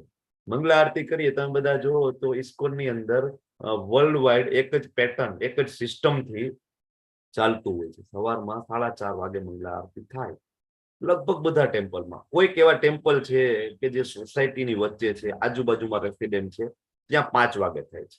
5 થી લેટ કે મંગલા આરતી નથી થતી. 4:30, ઓલમોસ્ટ બધે 4:30. બહુ થોડા ગણ્યા ગાંઠે એવા આપણા ટેમ્પલ છે કે જ્યાં 5 વાગે થાય છે. બરાબર. તો 4:30 વાગે મંગલા આરતી થાય, મંગલા આરતી પૂરી થાય તરત જ કઈ આરતી ચાલુ થાય? નરસિંહદેવની આરતી. નરસિંહદેવ આરતી પૂરી થાય એટલે તરત તુલસીજીની આરતી ચાલુ થાય. તુલસીજીનું સ્કંદ પુરાણમાં ખૂબ જ મહત્વ, ભરીને મહત્વ લખેલું છે. આપણે બધાએ જરૂરથી તુલસી આરતી કરવાની, તુલસીજીને જળ અભિષેક કરવાનો. તમારું જે સાધના ચાર્ટ આવશે ને એની અંદર આ બધું તમારે ફિલઅપ કરવું પડશે. હું તમને એટલા માટે આજ સમજાવી રહ્યો છું કે સાધના ચાર્ટમાં આ બધું ખૂબ ઇમ્પોર્ટન્ટ છે અને તમારે ફિલઅપ કરવું પડે. સ્કંદ પુરાણમાં ખૂબ જ વર્ણન છે. ત્યાં સુધી શાસ્ત્ર લખે છે કે કોઈ ખાલી તુલસીજીને સ્પર્શ કરે ને તો પણ એના જન્મોના પાપ કર્મો છે એ બળીને ભસ્મ થઈ જાય છે. આપણે હિન્દુઓની ઘરે તુલસીજી હોય તો બહુ કોમન છે, જનરલી બધાની ઘરે હોય. એમાં ઇન્ડિયામાં તો કઈ બહુ ખાસ પ્રોબ્લેમ નથી તુલસી. પણ પ્રોબ્લેમ એ છે કે કોન્શિયસનેસ નથી આપણામાં, એ ભાવ નથી. તુલસીજી તો છે, હું જનરલી અમે જતા હોઈએ તો બધાની ઘરે તુલસીજી હોય, પણ તમે જોવો તો ઉપર એટલા મોટા માંજર થઈ ગયા હોય, કા સુકાઈ ગયું હોય, કા પાણી પણ ના આપતા હોય. વાય? બરાબર, રાખે તો છે, બધાને ખબર છે હિન્દુ હોય એટલે તુલસીજી રાખવાની, પણ એમાં શું ઘટે છે?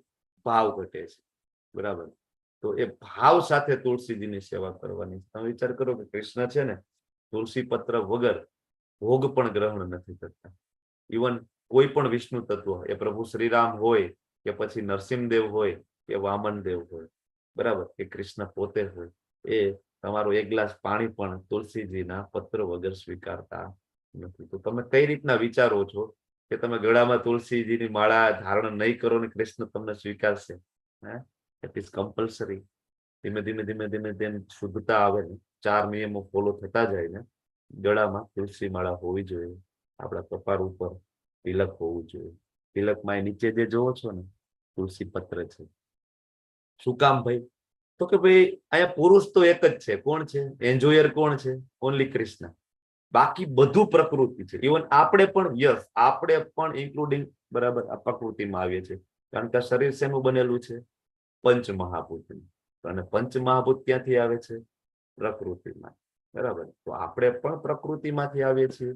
તો આ બધી જ જે કઈ પ્રકૃતિ છે એના અલ્ટિમેટ એન્જોયર, અલ્ટિમેટ ભોગતા કોણ છે? તો કે કૃષ્ણ છે. કઈ રીતના? તો કે ભાઈ તુલસી પત્ર મૂકશો તો જ. બાકી કૃષ્ણ છે એ એક ગ્લાસ પાણી પણ ટચ કરતા નથી. તો તુલસીજીને જળ અભિષેક કરવો, તુલસી આરતી કરવી અને તુલસીની માળા કંઠમાં ધારણ કરવી, તુલસીજીના જપ જે માળા હોય એનાથી જપ કરવો. બરાબર. આ બધી વસ્તુ ખૂબ જરૂરી છે. અને પછી એક આગળ આવે કે 3 વસ્તુ ખૂબ મહત્વની છે. આની પેલા હમણાં મેં તમને ચર્ચા કરી કે સાધના ખૂબ ઇમ્પોર્ટન્ટ છે, બીજી વસ્તુ સેવા, અને ત્રીજું સત્સંગ.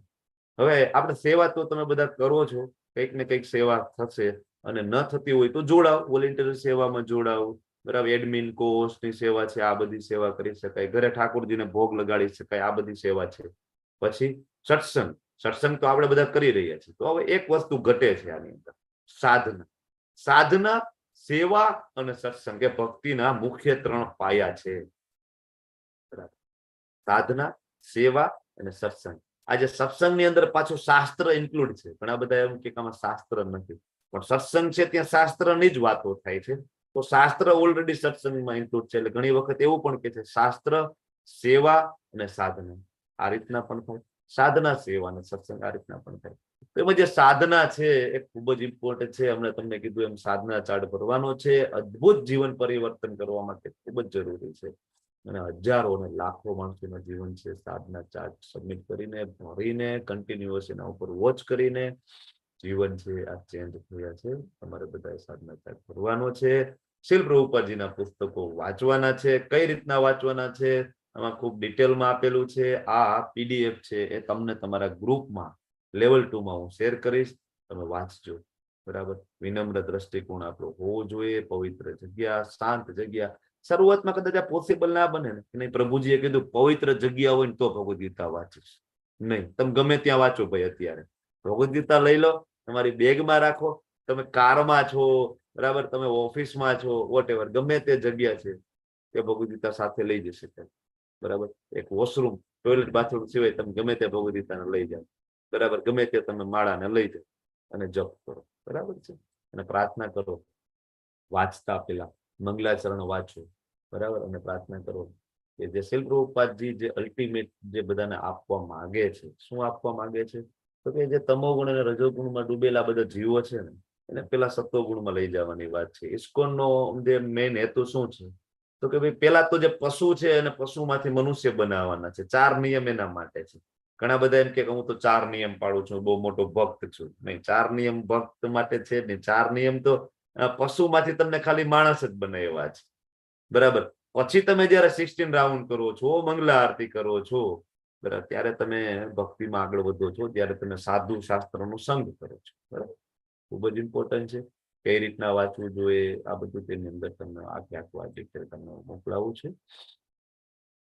અને યસ, શિલ પ્રભુપાદજીના પત્ર બહુ બધા છે, એમના શિષ્યોને એમને લખેલું છે. રીડિંગ ઉપર એનું જે કઈ મહત્વ છે બધું એને ખૂબ જ પરિપરીમાં સમજાવ્યું છે. તો તમે બધા જરૂરથી એ PDF વાંચજો, બરાબર? અને હવે આપણે વાત કરી રહ્યા છીએ સાધના ચાર્ટની.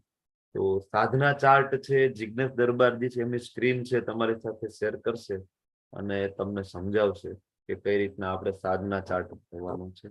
આજનો આ સેશન છે 2 કલાકનો છે. તમને તો ખ્યાલ છે ને, 6 થી 8 નો સેશન છે, 2 કલાકનો છે, બરાબર? અને પછી બુધવારે 2 કલાકનો સેશન રહેશે અને પછી મંગળ બુધ 1-1 કલાક. આ રીતના આપણો સેશન રહેશે. 1 કલાક થઈ આપણે થોડો વિરામ લઈશું, બરાબર? બાયો બ્રેક લઈશું અને પછી આપણે ફરીથી આગળ કન્ટિન્યુ કરીશું. ખૂબ જ ઇમ્પોર્ટન્ટ ટોપિક મારે તમારી સાથે આજે ચર્ચા કરવાની છે. એકદમ જે બેઝ છે ને એ આજે મારે તમને આપવાનું છે રેફરન્સ સાથે. તો પ્લીઝ મારી સાથે બની રહેજો. યસ પ્રભુજી, are you ready Sadhana chart માટે? યસ પ્રભુ. યસ, પ્લીઝ તમે તમારી સ્ક્રીન શેર કરી શકો છો.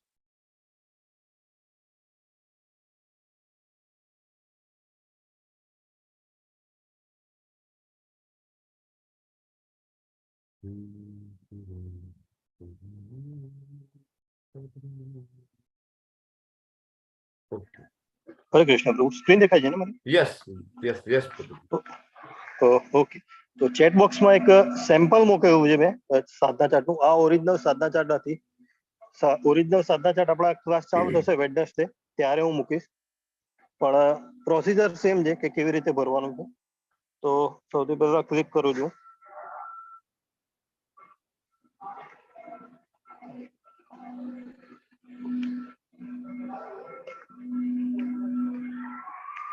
ઓકે, તો જે તમારું તમારા મોબાઈલમાંથી જ ક્લિક કરવાનું છે. તો તમારા મોબાઈલમાં જે તમારું જીમેલ આઈડી હશે એના થ્રુ તમારો સાધના ચાર્ટ રેકોર્ડ થશે, બરાબર છે? તો નામમાં તમારે નામ લખવાનું છે તમારું. અને આમાં પણ તમે નામ લખવામાં જે ફોલો કરો છો, જે પહેલા મેં કીધું એ સેમ નામ બધે રાખશો તો સારું પડશે. પછી ઈમેલ આઈડીમાં તમારું ઈમેલ આઈડી છે.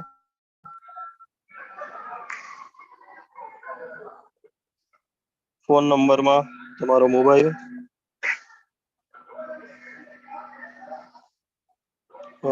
આજે હરે કૃષ્ણ મહામંત્રની કેટલી માળા કરી, તો કેટલા રાઉન્ડ તમે ચેન્ટ કર્યા એ લખવાનું છે. તો તમે જેટલા કરતા હોય એટલા લખવાના છે. એક્ઝામ્પલ તમે 16 કરી દીધા હોય તો 16. મંગળા આરતી તમે એટેન્ડ કરી તો એમાં ઓપ્શન આવે છે તો ઓનલાઈન તમે જે લિંક આવે છે યુટ્યુબની કે ઝૂમની, એના થ્રુ લીધો છે કે પછી તમે કોઈ તમારા લોકલ ટેમ્પલમાં જઈને હાજરી આપી છે કે પછી ઘરે તમે કરી છે કે નથી કરી, જે પણ હોય આપણે લખવાનું છે, એમાં ટીક કરવાનું છે. તો ઓનલાઈન કર્યું હોય તો ઓનલાઈન પર મેં ક્લિક કર્યું એઝ એક્ઝામ્પલ. તુલસી આરતીમાં પણ એવી રીતે જ છે કે તમે ઓનલાઈન કરી છે, મંદિરમાં જઈને કરી છે, ઘરે કરી છે કે નથી કરી. અને જે ઓપ્શનમાં ના કરી હોય તો નથી કરી સિલેક્ટ કરવામાં કોઈ હિચકિચાટ રાખવી નહીં. જે કર્યું હોય તમારે ઓનેસ્ટલી ભરવાનું છે.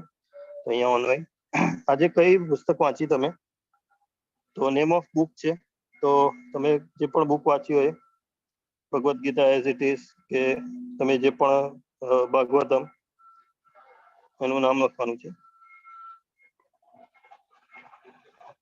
પછી કેટલા સમય માટે વાંચી, તો એપ્રોક્સિમેટ ટાઈમ લખવાનો છે તમારે. 30 મિનિટ, 60 મિનિટ, એવી રીતે 120 મિનિટ, 1 કલાક, 2 કલાક, એવી રીતે જે પણ લખો તમે. અને નીચે ફાઇનલી તમારે 60 મિનિટ અને નીચે સબમિટ કરવાનું છે. તો આ રીતે તમારો સાધના ચાર્ટ સબમિટ થઈ જશે. હાર્ડલી તમારે 1 થી 2 મિનિટ થી વધારે નહીં વાગે, પણ એટલું આપણે ધ્યાનમાં રાખવાનું છે કે રેગ્યુલરલી ડેલી બેઝિસ પર આ કરવાનું છે આપણે. અને એક દિવસનું બીજા દિવસે નહીં થાય, મતલબ ભૂલી ગયા તો તમારો સાધના ચાર્ટ ચૂકાઈ ગયો એક દિવસનો. અને આના પરથી તમારા ગ્રેડિંગ નક્કી થાય છે. તો એ તમારે એના પર ભૂલ્યા વગર ના હોય તો અમે જેવી રીતે કરીએ છીએ કે એક પર્ટિક્યુલર ટાઈમનું અલાર્મ કેવું સિસ્ટમેટિક વેમાં રાખી દેવાનું, એ ટાઈમે તમારે જે પણ હોય એ ભરી દેવાનું. તો એ રીતે તમે ચૂક્યા વગર સાધના ચાર્ટ ભરી શકો છો. અને બીજું એ કહેવાનું કે સાધના ચાર્ટના ઇમ્પોર્ટન્સમાં પ્રભુજીએ જેમ સમજાવ્યું જ છે, પણ એના સિવાય બીજું એ છે કે આપણે ભક્તિ શાસ્ત્રીના જે લેવલ 5 અને લેવલ 4 ના કોર્सेस ચાલે છે, એમાં પણ તમને વાઇલ્ડ કાર્ડ એન્ટ્રી પણ આના થ્રુ મળી શકે છે. કે તમારી સાધના રેગ્યુલર હોય, 16 રાઉન્ડ પેન્ટિંગ બરાબર થતું હોય, તો ઘણા બધાને મળ્યા છે. મને પણ એમાંથી જ મળેલો છે વાઇલ્ડ કાર્ડ એન્ટ્રીમાં. તો તમે એ ઓનેસ્ટલી અને પંક્ચ્યુઅલી રીતે ભરવાનું છે. અને એમાં કોઈ તકલીફ પડે તો મારો નંબર તો છે જ ગ્રુપમાં. હરે કૃષ્ણ પ્રભુ. હરે કૃષ્ણ પ્રભુજી, થેન્ક યુ. તો સાધના ચાર્ટ ખૂબ જ ઇમ્પોર્ટન્ટ છે. પ્લીઝ પ્લીઝ પ્લીઝ ભરજો. અમે પણ ભરીએ છીએ. જે કઈ પ્રશ્ન હશે એ આપણે સેશનના અંતે લઈશું. ઓકે, તો ખૂબ જ ઇમ્પોર્ટન્ટ છે કે સાધના ચાર્ટ ભરવો પડશે. હમણાં મેં કીધું ને, ભક્તો મેં સખા છે, કૃષ્ણ સાથે આપણો સંબંધ એસ્ટાબ્લિશ ફરીથી કરવો પડશે. ને કઈ રીતના એસ્ટાબ્લિશ થશે? તો કે સાધના ચાર્ટ. સાધના ચાર્ટ છે એ એક બેઝ છે, સાધન છે કે જેનાથી આપણે સંબંધને ફરીથી એસ્ટાબ્લિશ કરીશું. તો જ ભગવાન કહે છે કે રહસ્યમ એતદ ઉત્તમમ, તો આ જે ઉત્તમ રહસ્ય છે એ સમજી શકું. બરાબર. ભગવાન કૃષ્ણ ભગવાનના સર્વોચ્ચ વ્યક્તિત્વ છે. તો ભગવદ ગીતાના કથનો અથવા અર્જુનના કથનો અનુસાર આપણે સમજી લીધું છે. ભગવદ ગીતાને સમજવાનો આપણે પ્રયાસ પણ કર્યો. પણ ઘણી વખત છતાં પણ એવું થાય કે આખી ભગવદ ગીતા વાંચી લે અને આપણે કૃષ્ણની સેવા ચાલુ કરીએ નહીં, આપણે ભોગ લગાડવાની શરૂઆત કરીએ નહીં. તો એટલીસ્ટ અહીંયા આ સ્લાઇડમાં એવું કહેવામાં આવે છે કે તમારે સૈદ્ધાંતિક રીતે તો કૃષ્ણને પૂર્ણ પુરુષોત્તમ સ્વીકારવા ઘટે. બરાબર, સ્વીકારવા જ પડે. કારણ કે એટલા બધા રેફરન્સીસ આપેલા છે કે કૃષ્ણ સિવાય કોઈ ભગવાન નથી, જેની આપણે હવે ચર્ચા કરવા જઈ રહ્યા છીએ. તો કોઈને સાધના ચાર્ટમાં કોઈને પ્રશ્ન હોય તો અત્યારે જ પૂછી લો. ચલો, સાધના ચાર્ટ વિશે, એટેન્ડન્સની લિંક વિશે કોઈને કઈ પ્રશ્ન હોય તો તમે હેન્ડ રેઝ કરીને અત્યારે જ પૂછી લો. પછી આપણે હવે આગળ ચાલુ કરવા જઈ રહી છે ભગવાન શ્રી કૃષ્ણનું મહિમા અને શાસ્ત્રોના રેફરન્સ વિશે. બોલો. હરે કૃષ્ણ પ્રભુજી. હરે કૃષ્ણ માતાજી. હું નિયમિત સાધના ચાર્ટ ભરું છું, પણ ટાઈમિંગ લાસ્ટ કેટલા વાગ્યા સુધીમાં ભરી દેવાનું છે? એવું કોઈ પર્ટિક્યુલર આપણને ડિક્લેર નથી કરેલો, પણ જેટલું વહેલું થાય એટલું તો કરી જ દેવાનું. અને લાસ્ટ લિમિટ આપણે 12 PM હોવી જોઈએ, 12 AM હોવી જોઈએ, રાતના 12 વાગ્યા સુધીમાં. એટલું હોવું જોઈએ. તો પણ બીજી કોઈ ક્લેરિફિકેશન આવશે તો હું તમને ચોક્કસ જણાવીશ. હરે કૃષ્ણ. હરે કૃષ્ણ. બોલો, બીજા કોઈને કઈ પૂછવું છે સાધના ચાર્ટ વિશે? સાધના ચાર્ટ ભરવો પડશે. હું પર્સનલી જોવાનું છે, ચેક કરવાનો છે. અંકિત પ્રભુનો એક મેસેજ હતો, આજથી ભરવાનો છે. તો આજથી નથી ભરવાનો, હું ગ્રુપમાં મૂકીશ, વોટ્સઅપ ગ્રુપમાં મૂકીશ. આ સેમ્પલ ફોર્મ હતું ખાલી, હું ગ્રુપમાં મૂકીશ, ત્યારથી ભરવાનો છે તમારે. મોસ્ટ પ્રોબેબલી મંગળવારે કે બુધવારે મૂકી દઈશ. હરે કૃષ્ણ. હરે કૃષ્ણ. ઓકે, તો હજી એક હેન્ડ રેઝ છે, જ્યોતિ માતાજી. બોલો જ્યોતિ માતાજી. હરે કૃષ્ણ પ્રભુજી. હરે કૃષ્ણ પ્રભુજી, આજે આ લિંક મળશે સાધના ચાર્ટ ની, તો એ લિંક ઉપરથી જ ભરવાનું છે ને સાધના ચાર્ટ ડેઈલી? કે ડેઈલી સાધના ચાર્ટ જ આવશે, લિંક જ આવશે? લિંક આવશે, હવેથી લિંક આવશે. લિંકમાં આવીને તમને જે રીતના ડેમો બતાવ્યો ને એ રીતના તમારે ફિલઅપ કરવું પડશે રોજે રોજ. લિંક એક જ વખત આવશે અને ડેલી યુઝ કરશો, મંથલી ચેન્જ થશે. હરે કૃષ્ણ. તમે લિંકમાં ફિલઅપ કરશો ને એટલે તમારું ત્યાં એક એક્સેલ શીટમાં તમારું ત્યાં ડોક્યુમેન્ટ બનશે આખું. એમાં એક જગ્યાએ તમારો બધો ડાટા છે એ કલેક્ટ થશે, કે જેનાથી અમે એને સુપરવાઇઝ કરી શકીએ, વોચ કરી શકીએ. એટલા માટે. ઓકે માતાજી. हरे कृष्ण। तो હવે આપણે સૈદ્ધાંતિક રૂપે ભગવાન શ્રી કૃષ્ણ પૂર્ણ પુરુષોત્તમ છે, બરાબર, સુપ્રીમ પર્સનાલિટી ઓફ ગોડેડ છે, એની ચર્ચા કરવા આપણે જઈ રહ્યા છીએ. તો એની પહેલા તમારે અત્યારે જ બ્રેકની જરૂર હોય તો પેલા 5 મિનિટનો હું તમને બ્રેક આપી દઉં, બાયો બ્રેક, બરાબર. તો તમે બાયો બ્રેક લઈ લો. 6:54 થઈ છે, એક્ઝેક્ટ આપણે 7 વાગે, યસ 6:55 થઈ ગઈ છે, 7 વાગે હું શરૂઆત કરવા જઈ રહ્યો છું. બાકીની જે સ્લાઇડ છે આજે આપણે રન કરીશું, બરાબર. તો પ્લીઝ તમે બાયો બ્રેક લઈ લો, 5 મિનિટમાં ફરીથી મારી સાથે જોડાઈ જાઓ. ત્યાં સુધી ભગવાનનું એક સરસ મજાનું મધુર કીર્તન આપણે કરવાની કોશિશ કરીએ. એટેન્ડન્સ મૂકેલી છે ફરીથી, જેને બાકી રહી ગયું એને તો બાયો બ્રેકમાં કરી શકું. હરે કૃષ્ણ. હરે કૃષ્ણ. એટેન્ડન્સ ભરી દેજો.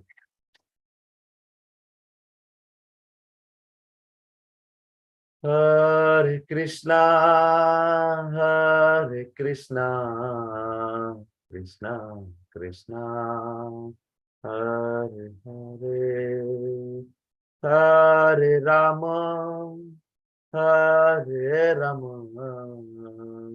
રામ રામ હરે હરે, હરે કૃષ્ણ હરે કૃષ્ણ કૃષ્ણ કૃષ્ણ હરે હરે, હરે રામ હરે રામ, રામ રામ હરે હરે, હરે કૃષ્ણ કૃષ્ણ કૃષ્ણ હરે હરે, હરે રામ રામ રામ હરે હરે, હરે કૃષ્ણ કૃષ્ણ કૃષ્ણ હરે હરે, હરે રામ રામ રામ હરે હરે,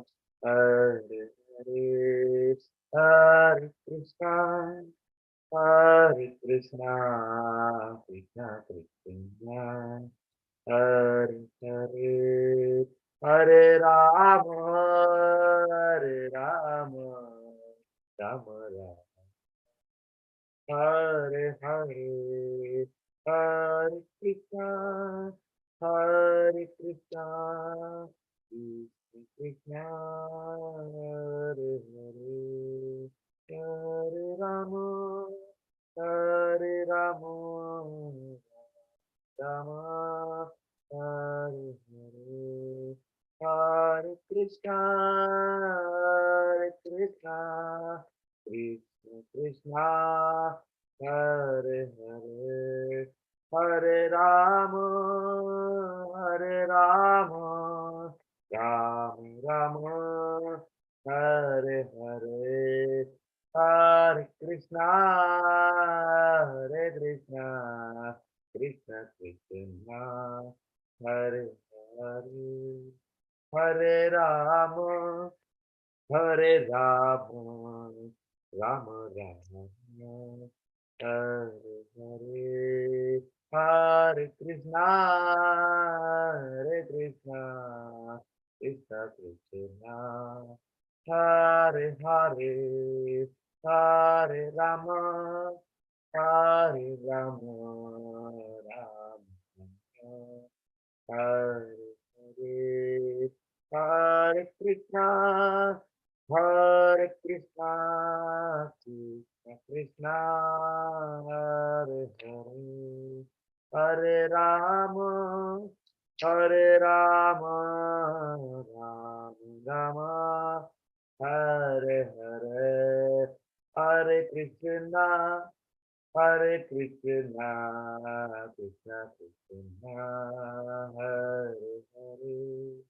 હરે રામ રામ રામ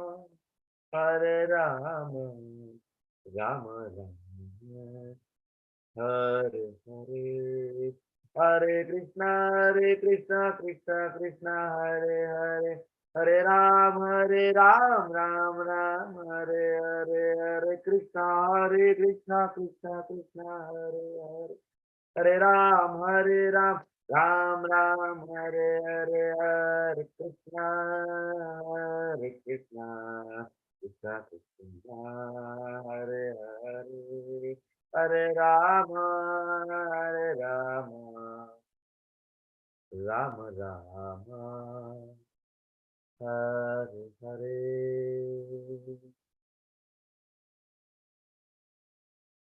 હરે કૃષ્ણ એવરીવન. ચલો એક હરે વખત કૃષ્ણ. અનમ્યુટ કરીને હરે કૃષ્ણ બોલી જાઓ એટલે હું શરૂઆત હરે કરું. કૃષ્ણ પ્રભુ. હરે કૃષ્ણ. હરે કૃષ્ણ. હરે કૃષ્ણ. હરે કૃષ્ણ. આજનો ક્લાસ થોડો 2 કલાક ચાલે એટલે હું સમજી શકું છું કે થોડું તકલીફ પડે કન્ટિન્યુઅસ 2 કલાક જોડાઈ રહેવું. I know very well that, but પહેલો દિવસ છે, ઇન્ટ્રોડક્શન છે, પછી આપણે 1 કલાકમાં ક્લાસ છે કન્ક્લુડ કરીશું. તો શરૂઆત કરીએ છીએ કે ઓછામાં ઓછું સૈદ્ધાંતિક રીતે શાસ્ત્રોના પ્રમાણો અનુસાર સમજવું જોઈએ કે સર્વોચ્ચ વ્યક્તિત્વ છે કૃષ્ણ. તમે બધા લેવલ 1 ભણીને આવ્યા છો, તમને બહુ બધા ત્યાં રેફરન્સ મળ્યા છે. તો સૌથી પહેલા આપણે જાણવા જઈએ ક્યાં? બ્રહ્માજી પાસે. ભૌતિક સૃષ્ટિ મટીરિયલ વર્લ્ડના સૌ પ્રથમ જીવાત્મા કોણ? બ્રહ્માજી. તમને બધાને ખબર છે કે આપણે ગોલોક ચાર્ટ તમે બધા ભણી ગયા છો ને, બરાબર? ગોલોક ચાર્ટ ની અંદર તમે 14 લોક, અનંત બ્રહ્માંડો, અસંખ્ય બ્રહ્માંડોનું વર્ણન જોયું. તમને ખબર હોય, તમારે ખ્યાલ આવ્યો કે ગર્ભોદક્ષાય વિષ્ણુજીના નાભીમાંથી, બરાબર, કોણ ઉત્પન્ન થાય છે? સર્વપ્રથમ બ્રહ્માજી ઉત્પન્ન થાય. હવે એ બ્રહ્માજી શું કહે છે? તો એની જે બ્રહ્મ સંહિતા છે એની અંદર પહેલો શ્લોક આવે છે, ઈશ્વર પરમ કૃષ્ણ સચ્ચિદાનંદ વિગ્રહ અનાદિરાદિર ગોવિંદ સર્વ કારણ કારણમ.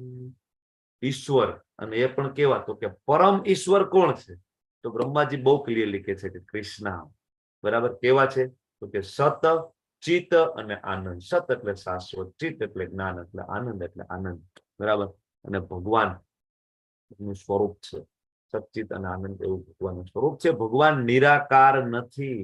નિરાકાર વાળી જે ફિલોસોફી છે એ બ્રહ્માજી પોતે પહેલા શ્લોકની અંદર કહે છે કૃષ્ણ નિરાકાર નથી. કૃષ્ણનો આકાર છે, આપણો આકાર છે, એનો પણ આકાર છે.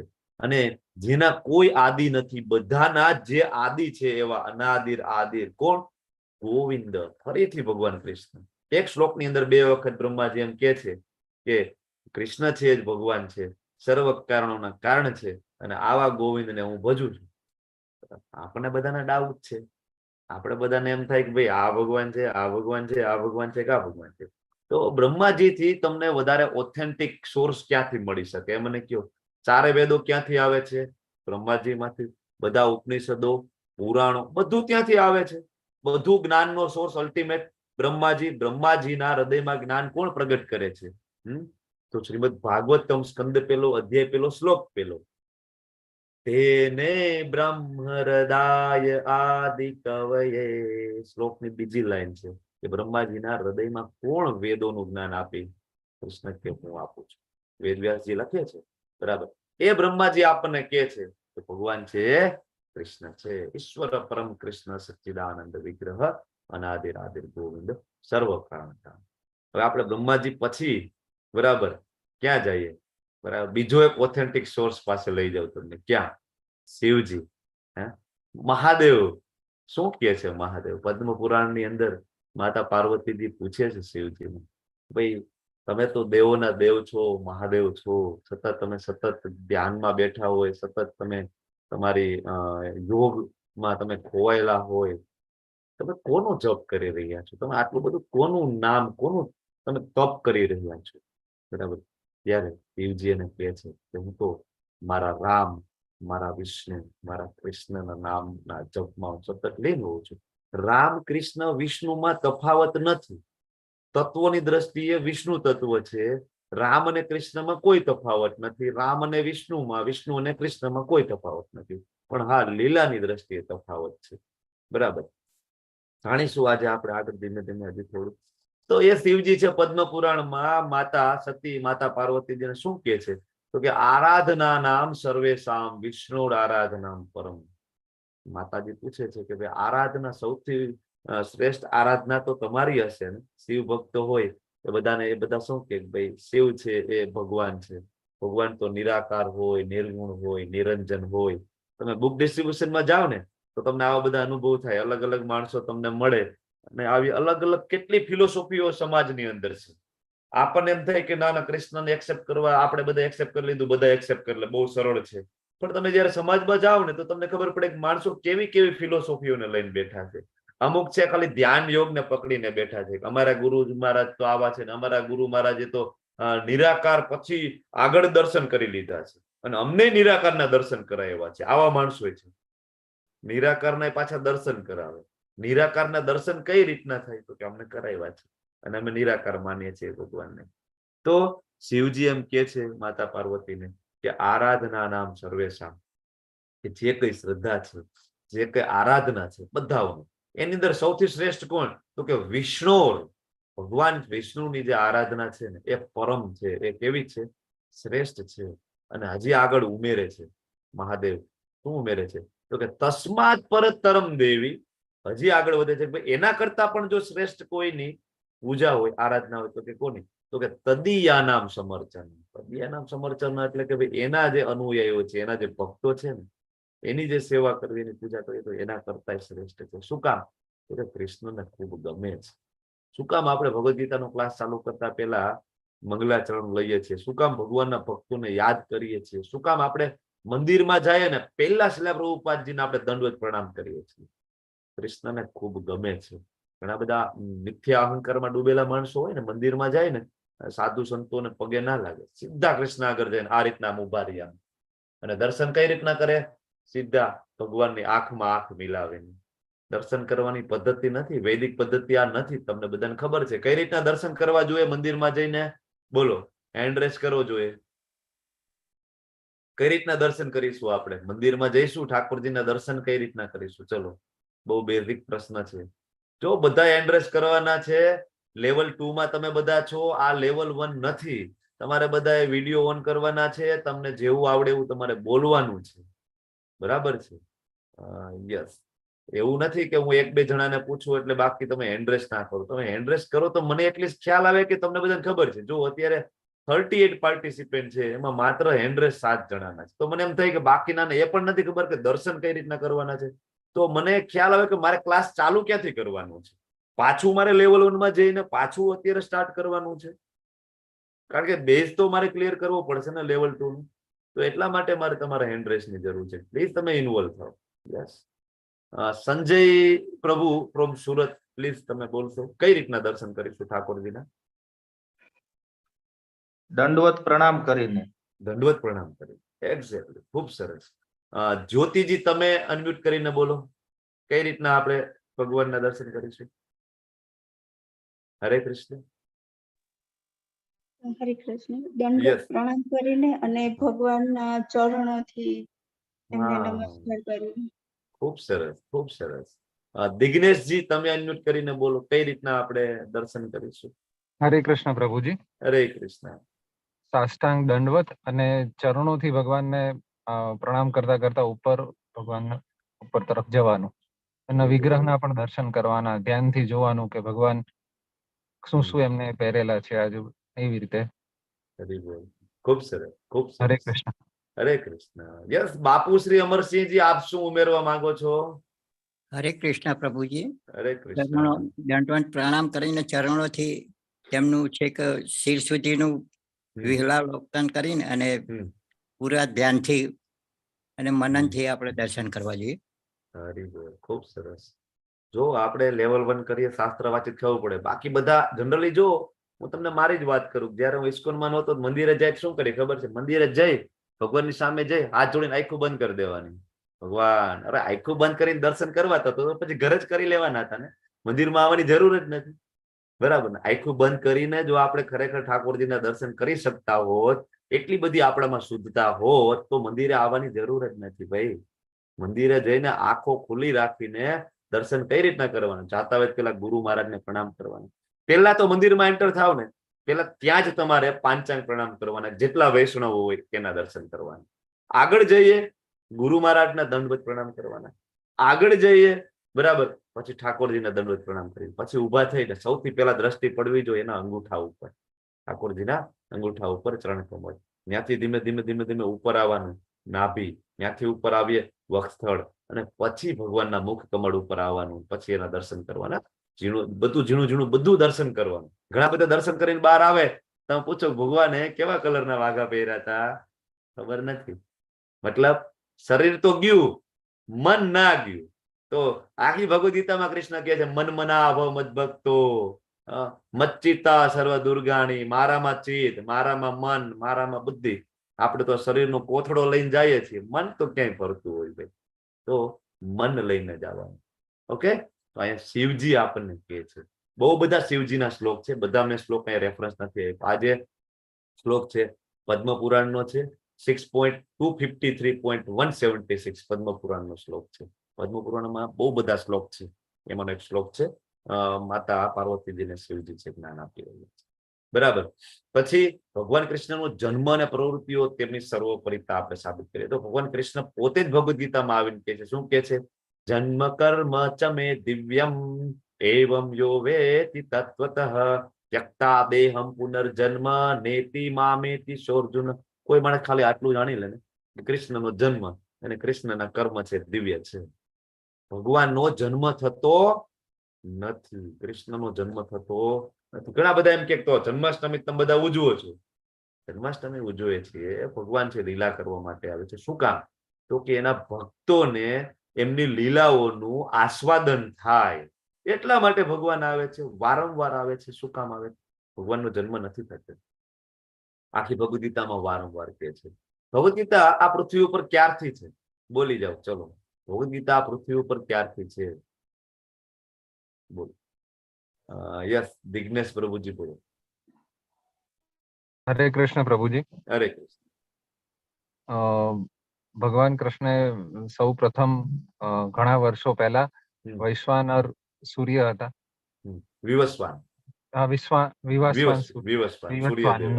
એમને કર્યું હતું. પછી એમનાથી આગળ મનુ મહારાજ, પછી એનાથી આગળ એમ કરતા કરતા એટલે ઘણા વર્ષોથી છે. આપણે જે મહાભારતમાં જે પ્રસંગ આવે છે એના પણ ઘણા વર્ષો પહેલાથી છે ભગવદ ગીતા. ખૂબ સરસ, તમારો કોન્સેપ્ટ ક્લિયર છે. મને ગમ્યું. જનરલી બધાને પૂછ્યું તેમ જ કે 5000 વર્ષ પહેલા ભગવદ ગીતા આવી. એની પહેલા ભગવદ ગીતા હતી જ નહીં. બરાબર. ભગવદ ગીતા વાંચો, ચોથો અધ્યાયનો પહેલો શ્લોક, બીજો શ્લોક વાંચો, તમને ખબર પડે ભગવદ ગીતા છે એ પૃથ્વી ઉપર 20 લાખ વર્ષથી છે. કેટલા? 20 લાખ વર્ષથી પૃથ્વી ઉપર છે. અને ભગવદ ગીતા સૌ પ્રથમ સૂર્યદેવ વિવસ્વાનને ભગવાને જયારે આપેલી ને, વિવસ્વાનને, એને 12 કરોડ વર્ષ થયા છે. અંદાજે 12 કરોડ વર્ષ. તો 12 કરોડ વર્ષ પહેલા ભગવદ ગીતા નહોતી, તો ત્યારે પણ હતી. ભગવદ ગીતા ભગવાનની જેટલી જ આદિ અને અનાદિ છે. એવો કોઈ સમય નહોતો જયારે ભગવદ ગીતા નહોતી. બરાબર. એ ભગવદ ગીતાની અંદર ભગવાન લખે છે કે મારો જન્મ અને મારા કર્મ વિશે જો કોઈ જાણી લે ને, તો જયારે મૃત્યુ થાય ને તો ફરીથી જન્મ નથી લેતો, મારા સનાતન ધામને પામે છે. તો આ જાણવાનું છે કે ભગવાન છે હંમેશા પ્રગટ થાય. સૂર્ય છે એ પૂર્વમાંથી ઉગે ને પશ્ચિમમાં આથમે છે, નહીં કે સૂર્યનો ત્યાં જન્મ થાય છે. બરાબર. પશ્ચિમમાં આથમી જાય છે. તમે બીજી સાઈડમાં તમે જાઓ, અમેરિકા સાઈડ જાઓ, તો ત્યાં પાછો સૂર્ય હોય જ છે ને. એવો એક પણ સમય નથી હોતો જ્યારે સૂર્ય ના હોય. બરાબર. તો સેમ એક પણ સમય એવો ક્યારે હતો નહીં, છે નહીં અને હશે નહીં કે જયારે કૃષ્ણ નહોતા. બરાબર. ભગવાન પોતાના ધામમાં નિત્ય નિવાસ કરે છે, આપણા બધાના હૃદયમાં નિત્ય નિવાસ કરે છે, અને પોતે લીલા કરવા માટે પણ અલગ અલગ બ્રહ્માંડમાં સતત આવી રહે છે. બરાબર. અત્યારે આપણા બ્રહ્માંડમાં નથી. બરાબર. બીજા કોઈ બ્રહ્માંડમાં હશે, બીજા કોઈ ગ્રહ મંડળોમાં હશે. બરાબર. ભગવાન હંમેશા આવે છે. તો આ આપણે જાણવું જોઈએ કે ભગવાનનો જન્મ અને ભગવાનનું કર્મ છે એ દિવ્ય છે. હરે કૃષ્ણ. હરે કૃષ્ણ. મ્યુટ રાખજો તમારું માઇક. ભાવિન પરમારથી કઈ પ્રશ્ન નથી ને આપને? ઓકે. તો પછી ભગવાન છે એના મુખમાં તમને બધાને ખબર છે યશોદા માતાને શું બતાવે છે? આખું બ્રહ્માંડ બતાવે છે. ભગવદ ગીતામાં કહે ને બધું મારામાં છે. તો પ્રૂફ શું ભાઈ? બધું તમારામાં છે. આ તો કળિયુગના માણસો પ્રૂફ માંગશે ભાઈ તરત. ઠાકોર જે આવે છે, કૃષ્ણ આવે છે, યશોદા માતાજીને આખું બ્રહ્માંડ છે એ બતાવે છે. બરાબર. તો આ થઈ ગયું બ્રહ્માજી નો રેફરન્સ અને શિવજી નો રેફરન્સ. બરાબર. આ બે રેફરન્સ આપણે જોયા. ભગવાનનો પોતાનો એક રેફરન્સ જોયો. અને હવે આપણે ભગવાન કૃષ્ણના ઐશ્વર્યથી એમની સર્વોપરિતા સાબિત કરીએ તો ઐશ્વર્ય વિશે કોણ આપણને સમજાવે છે? તો કે પરાશર મુનિ. પરાશર મુનિ કોણ છે? વ્યાસદેવના પિતાજી છે. વ્યાસદેવજી કોણ છે? ભગવાન શ્રી કૃષ્ણનો સાહિત્યિક અવતાર છે. એ પોતે લખે છે વિષ્ણુ પુરાણની અંદર. શું લખે છે? ઐશ્વર્યસ્ય સમગ્રસ્ય વીર્યસ્ય યશશાસ્ત્રીય જ્ઞાન વૈરાગ્ય યોશ ચેવ સન્નમ ભગવતી ગના. કે જેની અંદર ષડ ધન, શક્તિ, ખ્યાતિ, બરાબર, સ્વરૂપ, જ્ઞાન. સ્વરૂપ એટલે કે સૌંદર્ય, જ્ઞાન અને વૈરાગ્ય સંપૂર્ણ માત્રામાં હાજર હોય એને ભગવાન કહેવાય. ભગવતા વાન. ભગ એટલે બધા ઐશ્વર્ય એનાથી પરિપૂર્ણ હોય એને કહેવાય ભગવાન. તમે લેવલ 1 માં ભણી ગયા છો ને, બરાબર? ષડ ઐશ્વર્ય બીજા અધ્યાયમાં તમને બધાને ભણાવ્યું છે ને, બરાબર? તો આની ડિટેલની અંદર મારે આઈ થિંક જવાની જરૂર નથી. બાકી આની અંદર આખો 1 કલાક ચર્ચા કરી શકાય ને એટલું છે ષડ ઐશ્વર્યમાં, બરાબર છે? તો ભગવાન પાસે સંપત્તિ કેટલી છે? તો કે સહસ્ત્ર સત લક્ષ્મીઓ સેવા કરે છે. કોણ કે છે? બ્રહ્માજી. ભગવાનની શક્તિ કેવી છે? તો કે ભગવાન ખાલી 7 વર્ષના હોય, નાના એવા બાળક હોય, તો પણ એના ડાબા હાથની ટટલી આંગળી ઉપર ગોવર્ધન પર્વત 7 દિવસ કન્ટિન્યુ ધારણ કરે. આપણે બધા 7 મિનિટ અથવા તો 7 કલાક એક પાણીનો ગ્લાસ પણ ધારણ કરી શકીએ નહીં. તમે ટ્રાય કરજો, પાણીનો ગ્લાસ આખો ભરીને ઉપાડીને આમ રાખજો. બીજી ત્રીજી મિનિટે તમને એવું લાગશે કે આનું વજન વધવા માંડ્યું છે ગ્લાસનું. હા, અડધી કલાક તો જોકે રહી ના શકાય, પણ 15 મિનિટમાં એમ થશે કે હવે તો બસ ભાઈ, હવે આજ છે, ધીમે ધીમે પેરાલિસિસ થઈ જશે. અને આવા માણસો સમાજમાં આવીને એમ કહેતા હોય કે હું એ ભગવાન છું. હે, પાણીનો ગ્લાસ ઉપડતો નથી આપણાથી, આપણે એમ કે હું ભગવાન છું. ભગવાન એને કહેવાય કે ગોવર્ધન પર્વત ધારણ કરે. ભગવાન આવી બધી લીલાઓ બતાવે છે. જો કૃષ્ણ છે ને, એમને દ્વાપર યુગમાં આવીને વારંવાર પોતાનું ભગવત તત્વ છે ને એ પ્રદર્શિત કર્યું. એને ખબર હતી કળિયુગની શરૂઆત છે ને, બહુ બધા પાખંડીઓ આવશે અને પોતે એમ કહેશે કે હું એ ભગવાન છું. બહુ બધા એવા સંપ્રદાય આવશે કે પોતાના પૂર્ણ પુરુષોત્તમ એસ્ટાબ્લિશ કરી દેશે. નહીં, કૃષ્ણ ભગવાન નથી, પૂર્ણ પુરુષોત્તમ તો આ છે. ઘણા બધા એવા સંપ્રદાય આવશે જેમ કહેશે કે ભગવાન તો નિરાકાર છે, ભગવાનનો કોઈ આકાર નથી. ઘણા બધા એવા સંપ્રદાય આવશે જેમ કહેશે ભગવાન તો પ્રકાશ પુંજ છે, કૃષ્ણ તો ઐતિહાસિક પુરુષ હતા. એટલા માટે કૃષ્ણને ખબર હતી કે એવો સમય આવી રહ્યો છે. તો એટલીસ્ટ જે મને પ્રેમ કરે છે ને, જેને મારી પાસે આવવાની ઈચ્છા છે ને, એના માટે હું વારંવાર મારું ભગવત તત્વને પ્રદર્શિત કરું. તો વારંવાર કૃષ્ણ ખાલી 6-7 દિવસ ના હોય ને પૂતનાનો વધ કરે છે, બરાબર? તમને ખબર છે પૂતના ભયંકર મોટી રાક્ષસીની હોય છે, ભગવાન એનો વધ કરે છે. અને જ્યાં સુધી ભગવાન વૃંદાવનમાં રહે છે, ઇવન મથુરા જાય છે, ત્યાં સુધી કોઈ પણ શસ્ત્રોનો ઉપયોગ કર્યા વગર બધા રાક્ષસોનો વધ કરે છે. પછી આગળ જતા યશોદા માતાજીને બ્રહ્માંડ દર્શન કરાવે.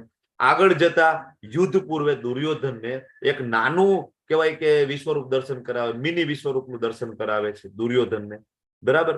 પછી આગળ જતા કુરુક્ષેત્રની યુદ્ધ ભૂમિમાં આપણે 11મા અધ્યાયમાં ભણીએ છીએ, ભગવાન પોતાનું વિરાટ સ્વરૂપ બતાવી અને ક્લિયર કહી દે છે મારા સિવાય કોઈ બતાવ્યું નથી, કોઈ બતાવશે નહીં, મારી અંદર બધું છે. પછી એ શિવજી હોય, એ બ્રહ્માજી હોય, એ બધા દેવી દેવતા હોય, બધું મારી અંદર છે, બધું મારામાંથી આવે છે.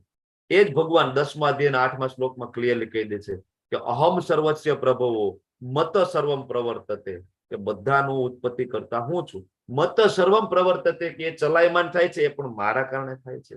ઇતિ મત્વા ભજન્તે મામ, આવું કોઈ જાણી લે અને મારી ભક્તિમાં કહેવાય પરોવાઈ જાય તો શું?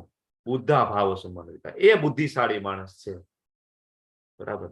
તો ભગવાન વારંવાર ભગવદ ગીતામાં આવે છે. પોતે જયારે લીલા કરવા આવ્યા ત્યારે આપણને કીધું કે હું ભગવાન છું. એને ખબર હતી તમારા ભક્તો છે ડાયવર્ટ ના થવા જોઈએ, બરાબર? એટલા માટે. તો શક્તિ, એની ખ્યાતિ કેવી છે? માખણ ચોરે ને તોય, બરાબર ને, અત્યારે આપણે એના ગીતો ગાઈએ અને રણ છોડે તો એનું મંદિર બની જાય. સુંદરતા કેવી છે?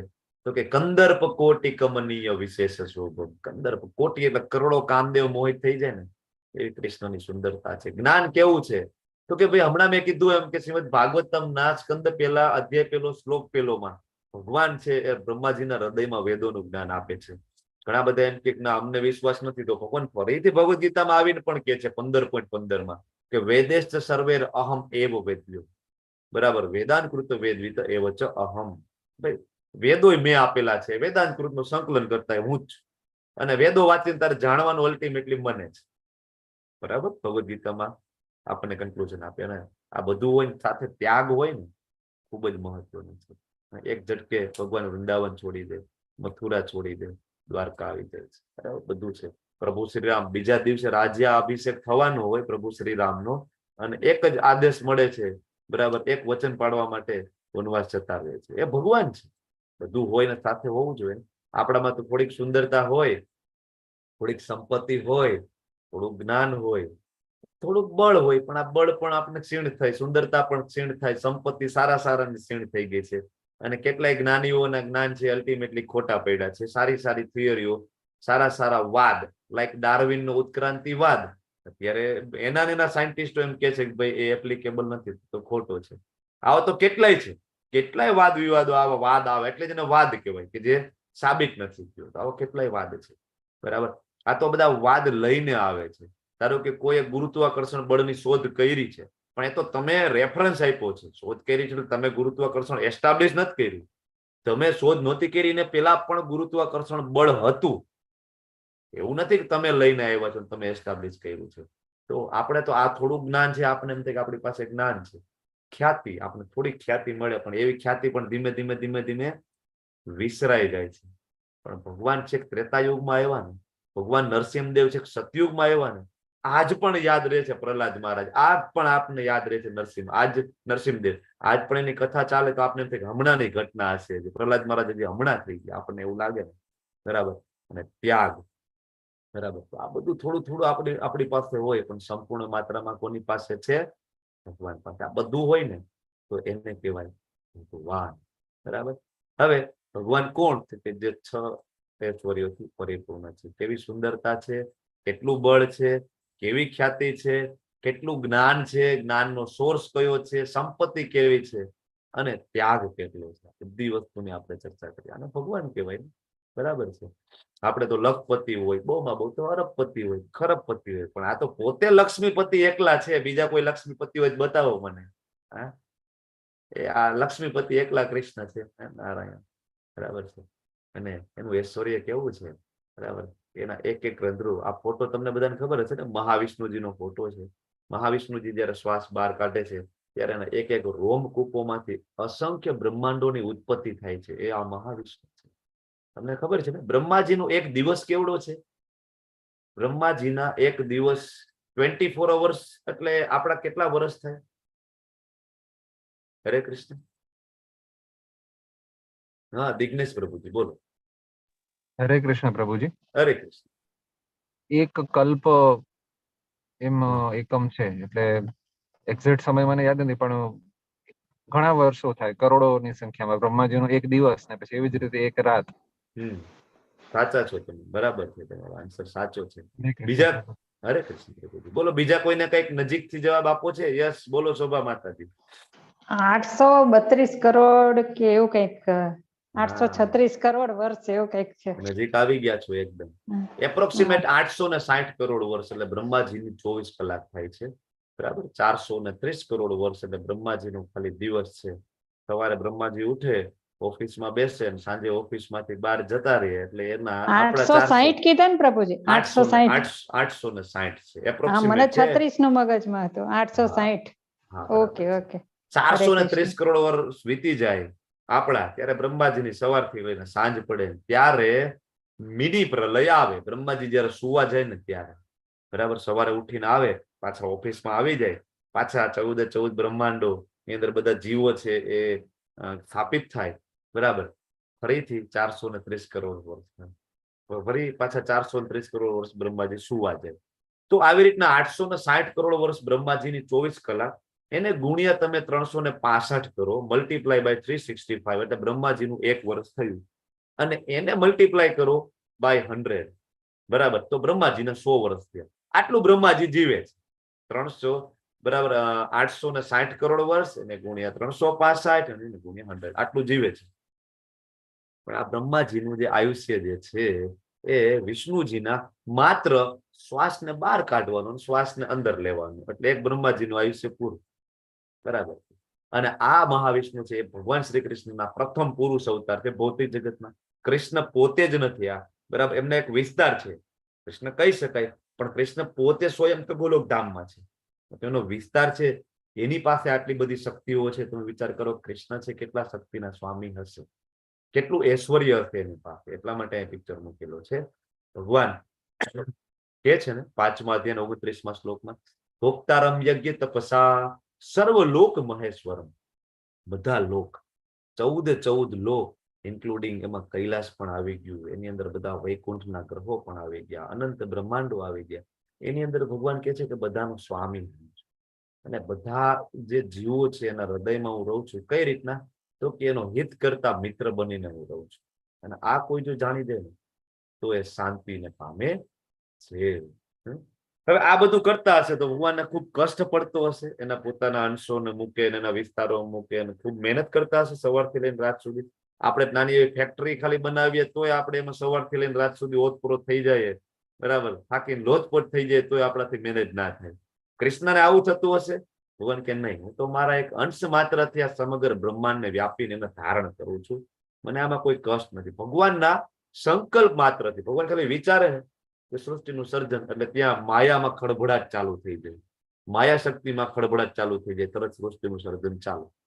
આપણી જેમ મકાન બનાવવું હોય, બરાબર, કેટલા બધા પૈસા જોઈએ, કેટલા બધા શ્રમિકો જોઈએ, ઈંટું જોઈએ, પથ્થર જોઈએ, રેતી કપચી બધું જોઈએ, કેટલી બધી મહેનત લાગે, ત્યારે 6 મહિને વર્ષે એક મકાન ઊભું થાય. ભગવાનને આવું નથી, ભગવાન ખાલી સંકલ્પ કરે છે ને સૃષ્ટિનું સર્જન થાય છે. ભગવાન કે મારા એક અંશ માત્ર. કયો અંશ છે? તો કે મહાવિષ્ણુ. કયો અંશ છે? તો કે શિરોદક્ષાઈ વિષ્ણુ. શિરોદક્ષાઈ વિષ્ણુ એટલે આપણા હૃદયમાં જે પરમાત્મા સ્વરૂપે જે બેઠા છે, બરાબર, સમગ્ર બ્રહ્માંડને વ્યાપીને રહે છે, અને ધારણ કરે છે કયા? તો કે મહાવિષ્ણુ. બધાને ધારણ કરે છે, ગર્ભદક્ષાઈ વિષ્ણુ ધારણ કરે છે, બરાબર. ભગવાન કૃષ્ણની સર્વોપરિતા તમામ આચાર્યો દ્વારા પણ સ્વીકારવામાં આવી. શિવજીએ કીધું, બ્રહ્માજીએ આપણને સમજાવ્યા, અને ભગવાન પોતે પણ આપણને સમજાવ્યા. આપણે એમ થાય કે ના, હજી અમારે થોડાક અહીંયા કોઈક આવેલા આચાર્ય હોય ને એ કહેતો અમે માનીએ, કઈ વાંધો નહીં. શ્રીમદ ભાગવતમની અંદર સુખદેવ ગોસ્વામીજી શું કહે છે? એતે ચાંસ કલા પુંસ કૃષ્ણસ્તુ ભગવાન સ્વયં. ભગવાન કોણ છે? કૃષ્ણસ્તુ ભગવાન સ્વયં. કૃષ્ણ પોતે જ ભગવાન છે, બીજું કોઈ ભગવાન નથી. એતે ચાંસ કલા પુંસ એટલે એના સિવાયના જે કઈ એના વિસ્તારો છે, એ કદાચ એના અંશ અવતારો હોય, અમુક એના પૂર્ણ અવતારો પણ છે, લાઈક મર્યાદા પુરુષોત્તમ પ્રભુ શ્રી રામજી છે, બરાબર. ભગવાનના લીલા અવતાર હોય, ભગવાનના યુગ અવતાર હોય, ભગવાનના ગુણ અવતાર હોય, ભગવાનના સત્યાવેશ અવતાર હોય, ભગવાનના મનવંતર અવતાર પણ હોય, બરાબર. પણ આ બધામાં જે ઓરિજિનલ કોણ છે, મૂળ સ્વરૂપે કોણ છે? તો કે કૃષ્ણ. મૂળ સ્વરૂપે કોણ છે? તો કે મૂળ સ્વરૂપે કૃષ્ણ છે. આ પણ આજે આપણે જાણીશું, હજી આપણે રેફરન્સમાં જઈશું. હવે આચાર્ય સુખદેવજી ગોસ્વામીજી આપણને સમજાવ્યું છે. હવે અર્જુનજી શું કહે છે ભગવદ ગીતાના 10.12 અને 13માં? તો કે આપ પરમ બ્રહ્મ છો. અર્જુન ઉવાચ. ઘણા બધા એમ કે પરમ બ્રહ્મ એટલે ભગવાન. પરમ બ્રહ્મ ક્લિયર કટ શબ્દ લખીને અર્જુનજી સંબોધન કરે છે. પરમ બ્રહ્મ, બ્રહ્મ એટલે આત્મા, આપણે બધા બ્રહ્મ કહેવાય. અને પરમ બ્રહ્મ એટલે તો કે પરમાત્મા, ભગવાન શ્રી કૃષ્ણ. કોણ છે? તો કે તમે જ છો. તમે પરમ બ્રહ્મ છો, પરમ ધામ છો, તમે પરમ પવિત્ર છો, બરાબર, પુરુષ છો તમે. અર્જુન કહે છે કે તમે પુરુષ છો. અર્જુન એવું કહે છે કે ના ભગવાન તમે નિરાકાર છો ને તમે અત્યારે આકાર લીધો છે, તમે મૂળ તો તમે નિરાકાર છો. આવું ક્યારે અર્જુને કીધું? આવું ક્યારે સુખદેવ ગોસ્વામીજી કીધું? આવું ક્યારે વ્યાસદેવજીએ ક્યારે લખ્યું છે કોઈ શાસ્ત્રની અંદર? નથી લખ્યું. છતાં પણ નિરાકારની ફિલોસોફીમાં ચાલતા હોય છે, બરાબર, માનશો તો. આ ભગવાન કહે છે કે અર્જુનજી કહે છે કે તમે જ પરમ બ્રહ્મ છો, તમે જ ભગવાન છો, બરાબર. હવે મહાન આચાર્યોની વાત થઈ, હજી આપણે આગળ વધીએ તો મધ્વાચાર્ય. મધ્વાચાર્યનું નામ તમે સાંભળ્યું હશે ને? આપણી પરંપરામાંના એક આચાર્ય છે. 4 પરંપરાના નામ કોને આવડે છે? 4 પરંપરા આપણે લેતા હોઈએ છીએ ચોથા અધ્યાયની અંદર, લેવલ 1 માં. શોભા માતાજી તમને તો આવડે છે, પણ મારે કોઈક નવા પાર્ટિસિપન્ટ નો અવાજ સાંભળવો છે. ઓકે પ્રભુજી, કોઈ ન હોય તો મને કહેજો. પાકું.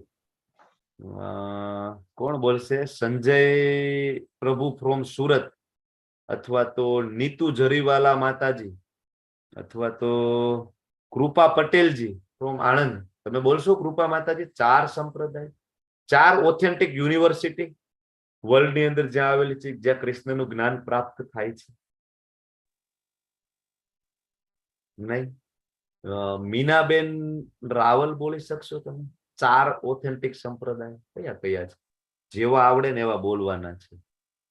કઈ ચિંતા કરવાની નથી કે મારું ખોટું પડશે તો શું થશે. પેલા તો એ છે ને મગજમાંથી એ મિથ્યા અહંકાર કાઢી જ નાખવાનો કે હું કઈક છું, મારું ખોટું પડશે તો બધાને કેવું લાગશે. બધાને જે લાગે છે પણ બોલવાનું છે. નહીં બોલીએ તો આપને ક્યાંથી ખબર પડશે, ક્યાંથી આપણે કરેક્ટ થઈશું. યસ, બોલો. નીતુજી બોલો, તમે અનમ્યુટ કર્યું છે, બોલો. શ્રી બ્રહ્મ, બરાબર. હા, રુદ્ર અને ગૌંડીય. એ થોડુંક હજી એમાં આપણે આગળના તમે નીચેના સ્ટેપમાં ઉતરી ગયા છો. બાકી ત્રણેય બરાબર છે. એક્ઝેક્ટ તમારો જવાબ પણ સાચો છે. કોઈને કઈ ઉમેરવું છે? બોલો કૌશિકા માતાજી. હરે કૃષ્ણ પ્રભુજી. હરે કૃષ્ણ. 4 સંપ્રદાયમાં પેલું છે શ્રી એટલે બ્રહ્મ, બીજું લક્ષ્મી રામાનુજાચાર્ય, ત્રીજું શિવ પંથી જે વિષ્ણુ સ્વામી વલ્લભાચાર્ય, અને ત્રીજું કુમારો નિંબાક સંપ્રદાય. 4 મુખ્ય સંપ્રદાય, 4 ઓથેન્ટિક યુનિવર્સિટી, જેમાં પદ્મ પુરાણમાં સરસ મજાનું ભગવાને સમજાવેલું છે. માત્ર ને માત્ર 4 ઓથેન્ટિક સંપ્રદાય છે, એમાંથી જ આપણે જ્ઞાન લેવું જોઈએ. તમે ક્યાંયથી જ્ઞાન લ્યો છો, તમારા કોઈ ગુરુ છે, તો જરૂરથી તમને પ્રશ્ન થવો જોઈએ કે મારા ગુરુ મહારાજના, એના ગુરુ મહારાજ, એના ગુરુ મહારાજ, આ 4 સંપ્રદાયમાં ક્યાંય ફિટ બેસે છે? એમના ગુરુના ગુરુના ગુરુ ભગવાન શ્રી કૃષ્ણ છે, બ્રહ્માજી છે. કારણ કે 4 સંપ્રદાયમાં ભગવાન જયારે સૌથી પહેલા જ્ઞાન બ્રહ્માજીના હૃદયમાં આપે એને કહેવાય બ્રહ્મ સંપ્રદાય. એ જ બ્રહ્મ સંપ્રદાયમાં નીચે આવે મધ્વાચાર્ય, જેને તમે અત્યારે જોઈ રહ્યા છો પિક્ચરમાં. એ જ મધ્વાચાર્યમાં નીચે સીધી લાઈનમાં ચૈતન્ય મહાપ્રભુ આવે, ચૈતન્ય મહાપ્રભુ આવે, પછી સડ ગોસ્વામીઓ આવે, સડ ગોસ્વામીઓ આવે, પછી આપણે શીલ પ્રભુપાદજી 32મા નંબર ઉપર આવે. એટલે આપણા સંપ્રદાયનું નામ શું છે? બ્રહ્મ સંપ્રદાયમાંથી આપણે આવીએ છીએ. નીચે મધ્વાચાર્ય આવ્યા એટલે બ્રહ્મ, મધ્વ અને ગોળીય દેશ એટલે બંગાળ સાઈડનો જે દેશ છે, બરાબર, ત્યાં ખૂબ જ પ્રચાર થયો સંપ્રદાયનો, એટલે એને ગોળીય દેશ કહેવાય. એટલે ગોળીય, બ્રહ્મ, મધ્વ, ગોળીય, વૈષ્ણવ સંપ્રદાય આપણા આખા સંપ્રદાયનું આખું નામ છે. ઘણા બધાને એમ થાય કે આ ઇસ્કોન એ તો કહેવાય ફોરેન નો કંઈક સંપ્રદાય છે, ને તો કઈ ફોરેન ની કંઈક સંસ્થા છે, અહીંથી બહુ બધા પૈસા લઈ જાય છે, ફોરેનમાં લઈ જાય છે, બરાબર. એવું છે નહીં ભાઈ. ઇસ્કોન નામ એટલા માટે આપ્યું છે કે આખા વર્લ્ડ ને યુનિવર્સલી એ લોકો જાણી શકે. અમેરિકામાં જઈને આપણે એમ કહીએ બ્રહ્મ મધ્વ ગોળીય સંપ્રદાયમાંથી અમે આવીએ છીએ, તો જનરલી આપણને ઓળખે નહીં. પણ તમે ઇસ્કોન કયો ઇન્ટરનેશનલ, બરાબર, તો તરત એ લોકો નહીં કે ના કંઈક લાગે છે, જાણવાની જિજ્ઞાસા થાય શું છે ભાઈ. એટલે શ્રી પ્રભુપાદજી એવું નામ આપ્યું છે. બાકી ઓરિજિનલ સંપ્રદાય આપણો કયો છે? બ્રહ્મ મધ્વ ગોળીય સંપ્રદાય. ઇસ્કોન છે એ આપણા સંઘનું નામ છે.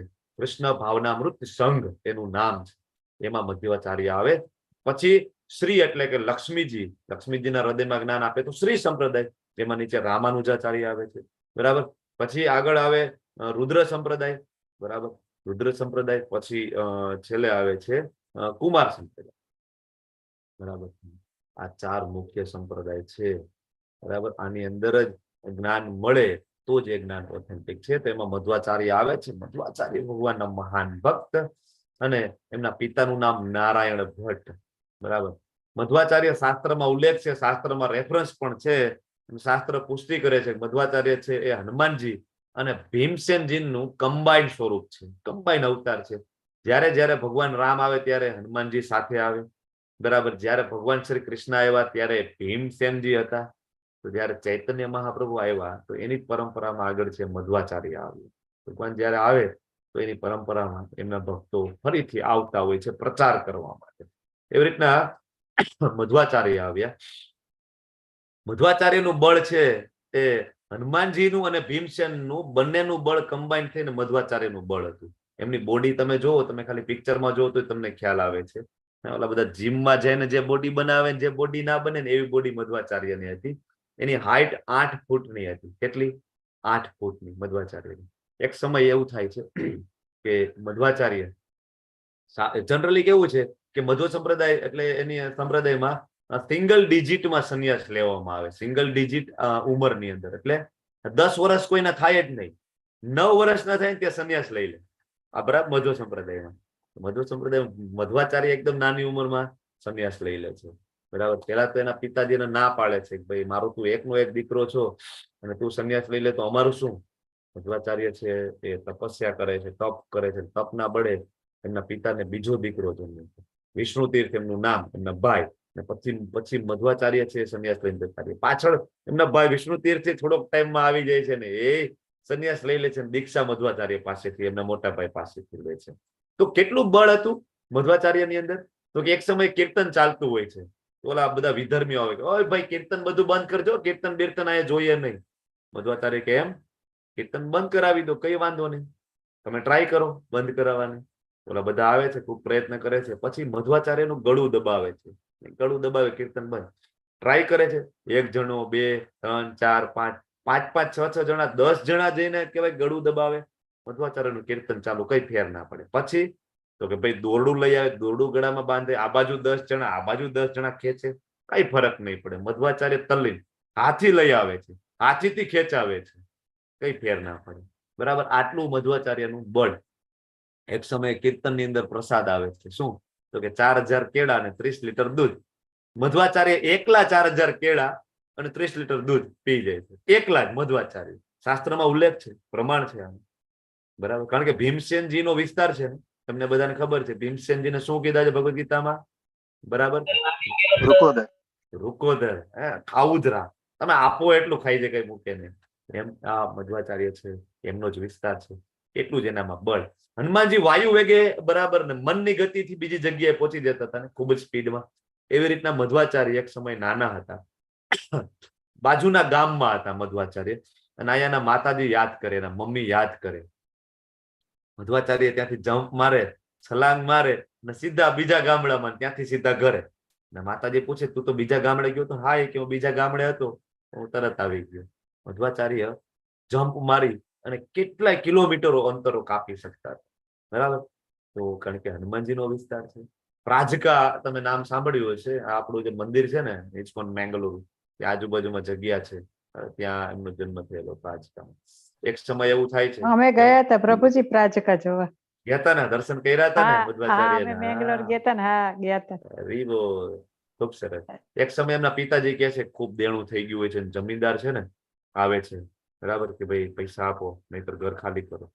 મધ્વાચાર્ય નાના એવા, કારણ કે સંન્યાસ 10 વર્ષ પહેલા લઈ લીધો હતો, તો એ તો 7-8 વર્ષના 5 વર્ષના કે પપ્પા શું થયું?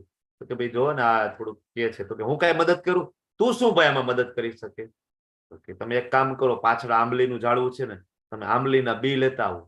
આંબલીના બી લઈને આવે એના પપ્પા. મધ્વાચાર્ય માથે હાથ મૂકે, બધા બી સોનાના થઈ જાય, બધા જ બી. તો કે બસ, કે હવે તમારું કામ થઈ જશે? તો કે આમાં તો મારું કામ શું, આપણે એની જમીને લઈ લેશું, આપણી જમીન તો છોડાવી લઈશું, જમીનદારની જમીને આપણે આપણી લઈ લેશું. એટલા મધ્વાચાર્ય એટલા તપસ્વી હતા અને એટલા સિદ્ધ હતા, કારણ કે બરાબર હનુમાનજીનો પોતાનો વિસ્તાર. મધ્વાચાર્ય આવે છે અદ્વૈતવાદનું ખંડન કરવા માટે. શું કામ આવે મધ્વાચાર્ય? કારણ કે મધ્વાચાર્ય પેલા જે શંકરાચાર્ય, શંકર જે સંપ્રદાય છે, શંકરાચાર્ય અદ્વૈત નિરાકાર જે માયાવાદી જે સંગઠન છે, એનો બહુ દબદબો હતો. બરાબર, અને એને ફિનિશ કરવા માટે, એનું ખંડન કરવા માટે મધ્વાચાર્ય આવે છે. બરાબર, અને એના પિતાને કહે છે, નાના એવા મધ્વાચાર્ય, કે હું શંકરાચાર્યના સિદ્ધાંતનું હું ખંડન કરીશ. એના પિતાજી કે કઈ નાની માના ઘર છે, આ બાજુમાં લાકડી પડી છે, તું એમ કે આનું ઝાડવું બનાવી દઈશ, અને તું એમ કહેશ કે એના કહેવાય કે સિદ્ધાંતોનું ખંડન કરીશ. મધ્વાચાર્ય કે એમ લઈ લો લાકડી, લાકડી લઈને મૂકે છે, તરત એમાંથી વૃક્ષ બનાવી દે છે. બસ, કે હવે વિશ્વાસ આવી ગયો, હું ખંડન કરીશ? કે ના ના, હવે તું ભાઈ ખંડન કરીશ. બરાબર, એ મધ્વાચાર્ય છે બધા નિરાકારવાદી માયાવાદીઓને પરાસ્ત કરી દે છે, અને આપણો જે વૈષ્ણવ સંપ્રદાયનો જે સિદ્ધાંત છે એને એસ્ટાબ્લિશ કરે છે. બરાબર, ખૂબ જ ઇમ્પોર્ટન્ટ છે. એક સમય એવું થાય છે કે મધ્વાચાર્ય પૂજા કરવા જતા હોય છે, સવારમાં વહેલા ઉઠીને મંગલા આરતી કરવા, પૂજા કરવા જાય, પણ ઘરથી બહુ દૂર દૂર ડુંગરામાં જાય. બરાબર, હવે એક તો એની સ્પીડ એટલી, તેની સાથે કોઈ પહોંચી ના શકે. બરાબર, છતાં 4-5 વ્યક્તિઓ નક્કી કરે છે કે નહીં, આજ તો જોવું છે ક્યાં જાય છે. તો આખી ચેન ગોઠવાય છે અને જોવે છે, જાય છે, તો એક પહાડની વચ્ચે એક નાનું મંદિર જેવું, ડેરી જેવું હોય, મધ્વાચાર્યમાં જાય, દરવાજો બંધ કરી દે. દરવાજાની ઓલી જે કહેવાય કે થોડી જગ્યા હોય ને, એમાંથી ઓલા જોવે છે. અંદર જોવે છે તો શું, બધા આશ્ચર્યચકિત કે એક બાજુ મધ્વાચાર્ય ઉભા છે, સામે ચૈતન્ય મહાપ્રભુ છે, મધ્વાચાર્યની આરતી કરે છે મહાપ્રભુની. એક બાજુ ભીમસેનજી છે, એક બાજુ સ્વયં શ્રી કૃષ્ણ છે. ભીમસેનજી કૃષ્ણજીની આરતી કરે છે. એક બાજુ હનુમાનજી છે, સામે પ્રભુ શ્રી રામ છે. હનુમાનજી પ્રભુ શ્રી રામની આરતી કરે છે. એક સાથે ભગવાનના ત્રણેય વિસ્તાર, બીજી સાઈડના ભક્તના પોતાના 3 વિસ્તાર, હનુમાનજી, ભીમસેનજી, મધ્વાચાર્ય, પ્રભુ શ્રી રામ, કૃષ્ણજી અને છેલ્લે મહાપ્રભુજી. બરાબર. તો શાસ્ત્રમાં આના વર્ણન છે. બરાબર. તો આવા છે મધ્વાચાર્ય જે આવે છે, જે પુષ્ટિ કરે છે કે કૃષ્ણ છે એ જ ભગવાન છે, બાકી બધું કૃષ્ણમાંથી આવે છે. આવા જ તમે નામ સાંભળ્યું હશે રામાનુજાચાર્ય. હમણાં ગવર્મેન્ટે બહુ મોટું સ્ટેચ્યુ આમનું મૂક્યું રામાનુજાચાર્ય. બરાબર છે. શ્રી સંપ્રદાયમાં નીચે રામાનુજાચાર્ય આવે છે. માતાનું નામ છે કાંતિમતી, એવું નામ છે આઈ થિંક, કાંતિમતી. એમના પિતાનું નામ કેશવાચાર્ય. બરાબર. રામ અનુજ, રામના જે અનુજ છે, કોણ છે રામના જે અનુજ છે? રામના પ્રિય અનુજ કોણ? લક્ષ્મણજી. લક્ષ્મણજી. બસ, એટલે રામાનુજાચાર્ય છે લક્ષ્મણજીનો વિસ્તાર બનીને ફરીથી આવે છે. શું કામ? તો કે પ્રભુ શ્રીરામ, પ્રભુ કૃષ્ણ જે છે એમના જે સિદ્ધાંતોને એસ્ટાબ્લિશ કરવા માટે ફરીથી આવે છે રામાનુજાચાર્ય, એટલે કે લક્ષ્મણજી પોતે એ જ રામાનુજાચાર્ય. અને વેદાંત દર્શનના પ્રખર જ્ઞાની છે. નિરાકારવાદનું ખંડન કરે ને પોતાનો વિશિષ્ટ અદ્વૈતવાદ આપે છે. વિશિષ્ટ અદ્વૈતવાદ એટલે કેવો? તો કે ભાઈ ચિત્ત અને અચિત અને ઈશ્વર, ચિત્ત, અચિત અને ઈશ્વર ત્રણે જુદું જુદું છે. ચિત્ત એટલે કે જીવ, અચિત એટલે કે જગત, અને ઈશ્વર એટલે ભગવાન શ્રી કૃષ્ણ. તો કે આ ત્રણે જુદું જુદું છે. માયાવાદીઓ શું કે છે? આત્મા ને પરમાત્મા બે એક છે, એમાં કઈ ફરક હોય નહીં. બરાબર. બ્રહ્મ સત્ય, જગત મિથ્યા. જગત તો મિથ્યા જ છે. બરાબર. અને આત્મા ને પરમાત્મા બે એક છે, બધું એક. પ્રકૃતિ ને પુરુષ એક, આત્મા ને પરમાત્મા એક, પરમાત્મા ને પ્રકૃતિ એક, એક એક એક એક, એટલે અદ્વૈતવાદ.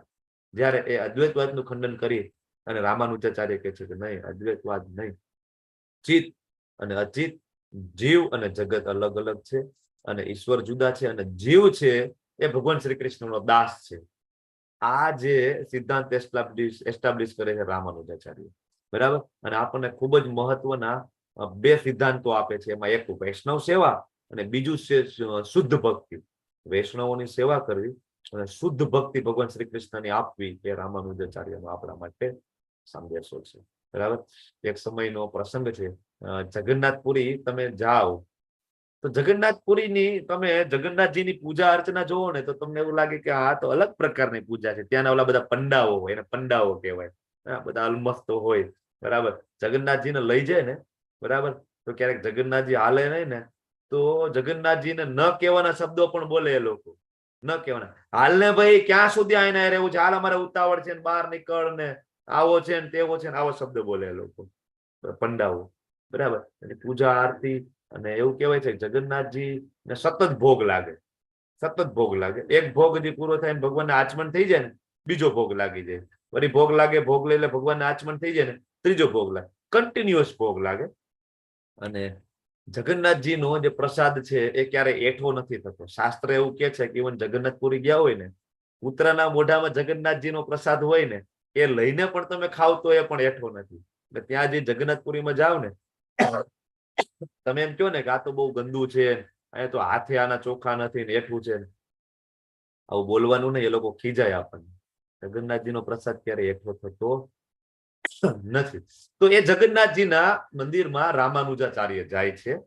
રામાનુજાચાર્ય જોવે છે ભાઈ આ બધી પૂજા છે તો મને એવું લાગે શાસ્ત્રોક્ત નથી. કોણ કે છે?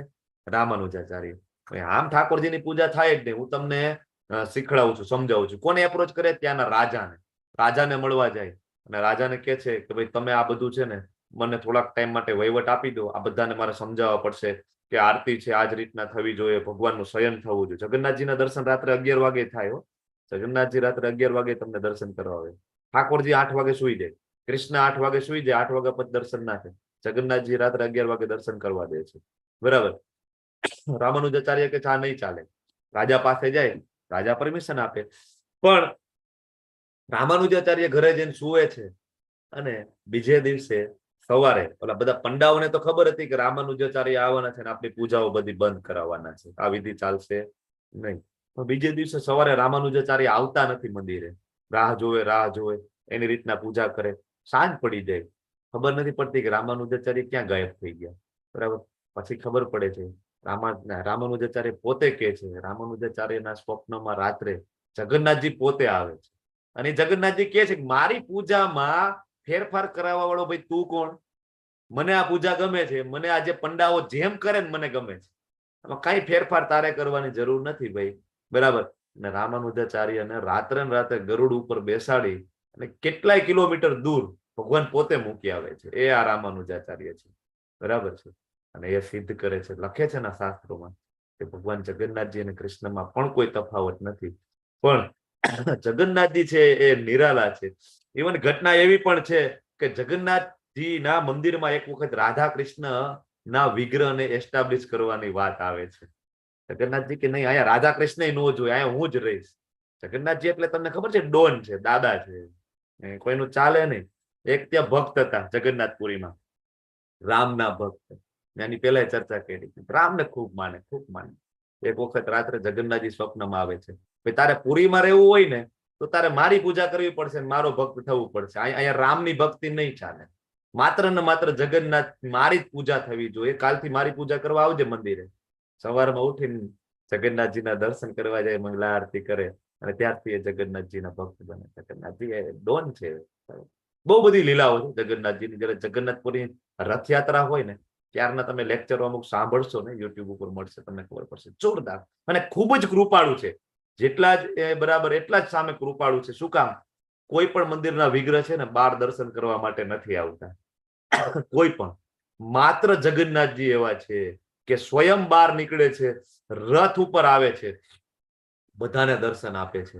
અને કેવા દર્શન આપે છે, કેવા દર્શન આપે છે કે હાથ એના ખુલ્લા છે, આવી જા ને ભાઈ, ક્યાં સુધી આ જગતમાં તું હેરાન થાય. બીજું, જગન્નાથજી ક્યારે એની આંખો બંધ કરતા નથી. તમે જોજો એની આંખ ઉપર પાપણ નથી.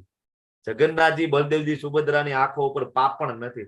એ ક્યારે એક ક્ષણ માટે પણ મટકું મારતા નથી. આપણે સાદી ભાષામાં કહીએ ને કે મટકું માર્યું, નહીં. જગન્નાથજી ક્ષણ માટે પણ એના ભક્તોને જોવાનું બંધ નથી કરતા, એના ભક્તો ઉપર કૃપા વરસાવવાનું બંધ નથી કરતા. એ જગન્નાથજી છે, બરાબર. પછી આવે મહાપ્રભુ, બરાબર. ચૈતન્ય મહાપ્રભુ આવે હમણાં 1486 સોરી. તો મહાપ્રભુ છે એ આપણને મહામંત્ર આપે છે અને કહે છે કે માત્ર ને માત્ર તમારામાં શુદ્ધતા ના હોય, પવિત્રતા ના હોય, કઈ ચિંતા ન કરો, માત્ર હરે કૃષ્ણ મહામંત્રનો જપ કરો અને શુદ્ધ કૃષ્ણ પ્રેમ છે એ હું તમને આપીશ. અને જો બીજા બધા ભગવાન હતા ને, પ્રભુ શ્રી રામ છે, ઇન્ક્લુડિંગ કૃષ્ણ, બધા કૃષ્ણ બરાબર ભગવાન પોતે પણ જયારે આવ્યા ને, તો મેઇન ઉદ્દેશ્ય શું છે કે ભાઈ ભક્તોને કહેવાય કે પવિત્ર નામ, સાધુ નામ તો છે, સાથે સાથેનો એક ઉદ્દેશ્ય હતો કે દુષ્ટોનો નાશ કરવો. રામ આવે છે તો એ રાવણને બધાને મારે, કૃષ્ણ છે બધાને મારે. પણ મહાપ્રભુ આવે છે ને, એની એ યોજના નથી. એની એક જ યોજના છે. શું? તો કે પતિતોને પાવન કરવાના. મહાપ્રભુ છે ને પતિતોને શોધતા, કે ભાઈ સૌથી સૌથી પતિત કયો, પાપીમાં પાપી હોય ને, બસ એના ઉપર કૃપા છે એ મહાપ્રભુ કરતા. એટલા માટે તમે નરોત્તમદાસ ઠાકોરજીના ભજનો સાંભળો ને, તો નરોત્તમદાસ ઠાકોર એમના ભજનમાં કહે છે કે ભગવાન તમે તો પતિત પાવન છો, હે ચૈતન્ય મહાપ્રભુ તમે ખૂબ પતિત પાવન છો, પણ આ જગતમાં મારાથી પતિત વધારે તમને કોઈ નહીં મળે. મારાથી શરૂઆત કરો ને. નરોત્તમદાસ ઠાકોર એમના ભજનમાં કહે છે, વારંવાર કહે છે, મારાથી શરૂઆત કરો. સૌથી હું તુચ્છ છું. કારણ કે જગાઈ મધાઈની તમે ઘટના સાંભળી હશે ને. જગાઈ મધાઈ તમને લેવલ 1 માં સમજાવી હશે. બ્રાહ્મણ કુટુંબમાં જન્મ થાય છતાં કહેવાય કે નરાધમ કેટેગરીમાં જે આવે, અને એને ખાલી મહાપ્રભુ એકવાર ખાલી અડે છે ને, કૃષ્ણ કૃષ્ણ કૃષ્ણ કૃષ્ણ, વિષ્ણુ વિષ્ણુ વિષ્ણુ વિષ્ણુ. મહાપ્રભુ જેને અડતા ને, ઇવન મહાપ્રભુ જ્યાંથી નીકળતા ને એના પરિઘમાં આજુબાજુમાં સેંકડો કિલોમીટર સુધી વાતાવરણ એવું બની જતું ને કૃષ્ણમય, બધા ભગવાનના ભક્તો થઈ જતા. એક વખત કહેવાય છે કે ઓરિસ્સાના કહેવાય કે જંગલોમાંથી મહાપ્રભુ નીકળતા હોય છે. મહાપ્રભુ નીકળે ને, હિંસક પ્રાણી સિંહ અને એની સાથે હરણ, એની સાથે સસલા, એ પણ બધા કીર્તનમાં જોડાય છે, બરાબર. ખાલી એ માણસોને જે કહેવાય કે પતિત પાવન છે એવું નહીં, અધમથી અધમ યોનિઓમાં જે હોય જીવો, એના પણ પતિત પાવન છે એ મહાપ્રભુ છે. અને એવા સંપ્રદાયમાં આપણે બધા આવીએ છીએ. આપણે બધાને ખૂબ ગર્વ થવો જોઈએ કે આપણે આવા સંપ્રદાયની પ્રાપ્તિ થઈ, આવા આચાર્યોની આપણે પ્રાપ્તિ થઈ. આ બધા પુષ્ટિ કરે છે. શું? તો કે કૃષ્ણ છે ભગવાન છે. શિવજી કે છે, બ્રહ્માજી કે છે, મધ્વાચાર્ય, રામાનુજાચાર્ય બધા કે છે કે ભગવાન છે, કૃષ્ણ છે, બરાબર. પછી બ્રહ્માજી આગળ એક આ પદ્મ પુરાણમાં એ પણ કે છે કે ભગવાન હોય તો એના ચરણ કમળમાં 16 સાઇન છે અલગ અલગ. જે લોકો ભાગવતમના ક્લાસ એટેન્ડ કર્યા હશે એમને બધાને ખ્યાલ હશે, હમણાં જ ચર્ચા થઈ ત્યાં છે કે અલગ અલગ એમાં સાઇન હોય છે. તો કૃષ્ણજીના પગમાં આ બધી સાઇનો હતી, બરાબર. શ્લોક છે. 16 સેવતુ ચિહ્નાની મયા દ્રષ્ટાની તત્પાદે. બ્રહ્માજી કહે છે કે મેં અંગત રીતે ભગવાન કૃષ્ણના ચરણ કમળમાં 16 શુભ ચિહ્નો મેં જોયા છે, એટલે એ ભગવાન છે. તો ભગવાન વિષ્ણુ છે એને પુરુષોત્તમ કહેવાય, ભગવાન શ્રીરામ છે એને મર્યાદા પુરુષોત્તમ કહેવાય, પણ પૂર્ણ પુરુષોત્તમ છે ને એ કૃષ્ણને કહેવાય છે. કારણ કે એ તે ચાંચ કલા પુરુષ કૃષ્ણ તું ભગવાન સ્વયં, કે ભગવાન કૃષ્ણમાંથી જે કઈ આવે છે બધા એના અવતારો, પૂર્ણ અવતારો, અંશ અવતારો આ બધા છે, પણ બધાનું મૂળ છે ને એ કૃષ્ણ છે. આપણને અત્યાર સુધી ખબર નહોતી. આપણે બધાને એવું થાય કે કૃષ્ણ છે એ ક્યાંથી આવે? વિષ્ણુમાંથી આવે. વિષ્ણુજીના 10 અવતારમાં કૃષ્ણ. હા, એ પણ સાચું છે, ખોટું એ પણ નથી. પણ કઈ રીતના? તો કે ભાઈ જે મહાવિષ્ણુ, ગર્ભોદક્ષાય વિષ્ણુ, શિરોદક્ષાય વિષ્ણુ, એ જે વિષ્ણુજી પોતાનો ભગવાન પોતાનો પુરુષ અવતારમાં વિસ્તાર કરે, એમાંથી ભગવાનનો જ્યારે લીલા અવતાર આવે તો લીલા અવતાર છે કૃષ્ણ છે. એટલે એવું લાગે કે વિષ્ણુમાંથી કૃષ્ણ આવ્યા છે, પણ એ વિષ્ણુ છે ફરીથી કૃષ્ણમાંથી આવે છે. આ સમજવાની આપણે જરૂર છે. બરાબર? આપણે ખાલી નીચેનું જે છે ને ખબર છે, ઉપરની એક કોલમ આપણે ભૂલી ગયા છીએ. આપણે 10 અવતાર ખબર છે, પણ આપણે ભાગવતમ વાંચતા નથી ને, તો આપણને ભગવાનના 24 અવતારો વિશે ખ્યાલ નથી. જો એ આપણે વાંચીએ ને તો આપણે ખબર પડે કે નહીં, કૃષ્ણ એ અવતાર પણ છે અને અવતારી પણ છે. બરાબર? શ્રીમદ ભાગવતમ સ્કંદ 1 અધ્યાય 9 18મા શ્લોકમાં એ કહે છે, બરાબર, કે ભગવાન શ્રી કૃષ્ણ જેમનો પાર પામી શકાય નહીં એવા આદિ પરમેશ્વર સિવાય બીજું કોઈ નથી. કોણ આ શ્લોક બોલે છે? બોલો, કોણ બોલે છે?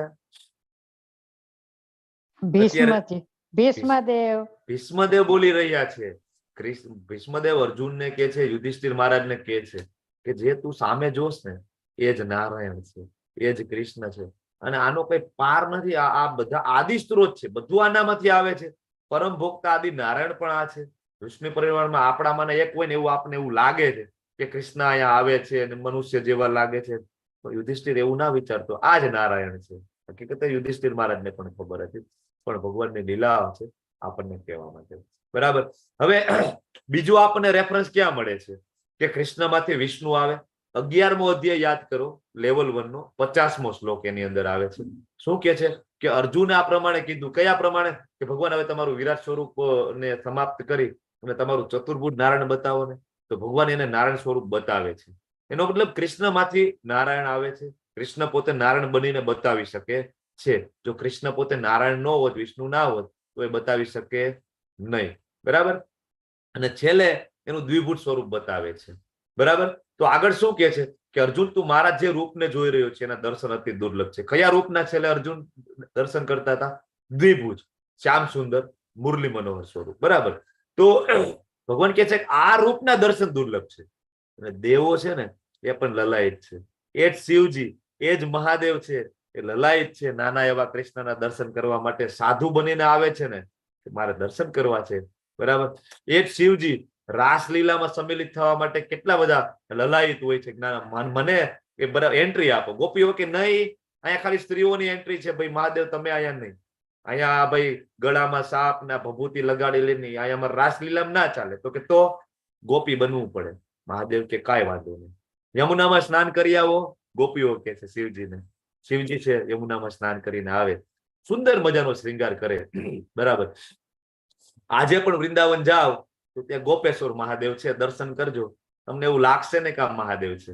ગોપી હોય એવું લાગે, મોટા મોટા વાળ, સાડી પહેરાવેલી. તો આવા શિવજીના પણ જે અતિશય જે પ્રિય છે, કે જેને શિવજીનો એક ગુણ કેવો છે ખબર છે? કે શિવજી ભગવાન શ્રી કૃષ્ણ, ભગવાન રામનું નામ સ્મરણ કરે છે. કેવી રીતના? અતૂટ રીતે. એક પણ ક્ષણ એવો નથી કે જેમાં શિવજી છે કૃષ્ણને ભૂલે છે કે રામને ભૂલે છે. એક પણ ક્ષણ એવું નથી. તો જયારે શિવજીના મંદિરે દર્શન કરવા જાય ને, દંડવત પ્રણામ કરવાના, શિવજીને કહેવાનું કે તમારા જે પ્રિય છે ને એની થોડીક ભક્તિ મને આપો. તમે કેવી એની ભક્તિ કરો છો, અવિચળ પણ મને આપો. બરાબર? શિવજી છે આપણા માટે આદિ ગુરુ છે. મહાદેવ છે આપણા બધાના આદિ ગુરુ છે. અને ગુરુની કૃપા થાય ને તો કૃષ્ણ જલ્દી પ્રાપ્ત થાય. એટલે ક્યારેય એવું ના માનું કે આપણે વૈષ્ણવ સંપ્રદાયમાં છીએ તો આપણે શિવ મંદિરે ના જઈએ. નહીં, શિવજીના દર્શન કરવા જઈએ, દંડવત પ્રણામ કરીએ. કોઈનું આપણે અપમાન, કોઈ પણ દેવી દેવતાઓ, કોઈ સંપ્રદાયનું આપણે અપમાન નથી કરતા. પણ મેઇન મુદ્દો આપને ખબર હોવી જોઈએ કે મૂળ છે એ કૃષ્ણ છે અને એમાંથી આ બધું આવે છે. બરાબર? તો આપને યાદ હોવું જોઈએ. હવે કૃષ્ણને કઈ રીતના પામી શકાય છે? તો કૃષ્ણ કહે છે કે માત્ર અનન્ય ભક્તિ દ્વારા મને મૂળ રૂપમાં જાણી શકાય. મૂળ રૂપ એટલે મારું દ્વિભુજ શ્યામ સુંદર મુરલી મનોહર સ્વરૂપ જે છે. બરાબર. હવે આ જોયું અને ભીષ્મદેવ છે એ પણ કૃષ્ણને મૂળ વિષ્ણુ તરીકે સાબિત કરે છે. હમણાં આપણે જે શ્લોક જોયો એ જ ભીષ્મદેવ જયારે મૃત્યુ શૈયા ઉપર હોય, એના હાથમાં કૃષ્ણજીનો હાથ હોય અને વિષ્ણુ સહસ્ત્ર નામ બોલે છે. શું કામ ભાઈ? સામે કૃષ્ણ છે અને પોતે વિષ્ણુ સહસ્ત્ર નામ શું કામ બોલે છે? ભીષ્મદેવને ખબર છે કે આજ વિષ્ણુ છે, આજ રામ છે, આજ વામન છે, આજ નરસિંહદેવ છે, બધું આજ છે. આજ કૃષ્ણ છે, જ નારાયણ છે. આદિ સ્ત્રોત આ છે. એટલે હાથમાં હાથ રાખીને વિષ્ણુ સહસ્ત્ર નામ બોલે છે. સુંદર મજાની વાંગમય સ્તુતિ કરે છે. ભીષ્મદેવ છે ભાગવતમાં આવીને સાબિત કરે છે. હવે આ બધા તો કે છે, કૃષ્ણ શું કે છે? કૃષ્ણ ભગવદ ગીતામાં આવી અને છડે ચોક બેભાક આવીને કહી દે છે 7.7 શું કે છે કે મત પરતરમ નાન્યતમ કિંચિત દસ્તી ધનંજય. અર્જુન તું જાણી લે કે મારાથી શ્રેષ્ઠ એવું કોઈ તત્વ નથી. મારાથી શ્રેષ્ઠ બ્રહ્માજી પણ નથી, શિવજી પણ નથી, દેવી દેવતાઓ પણ નથી, દેવો યક્ષો ગંધર્વો કોઈ પણ નથી.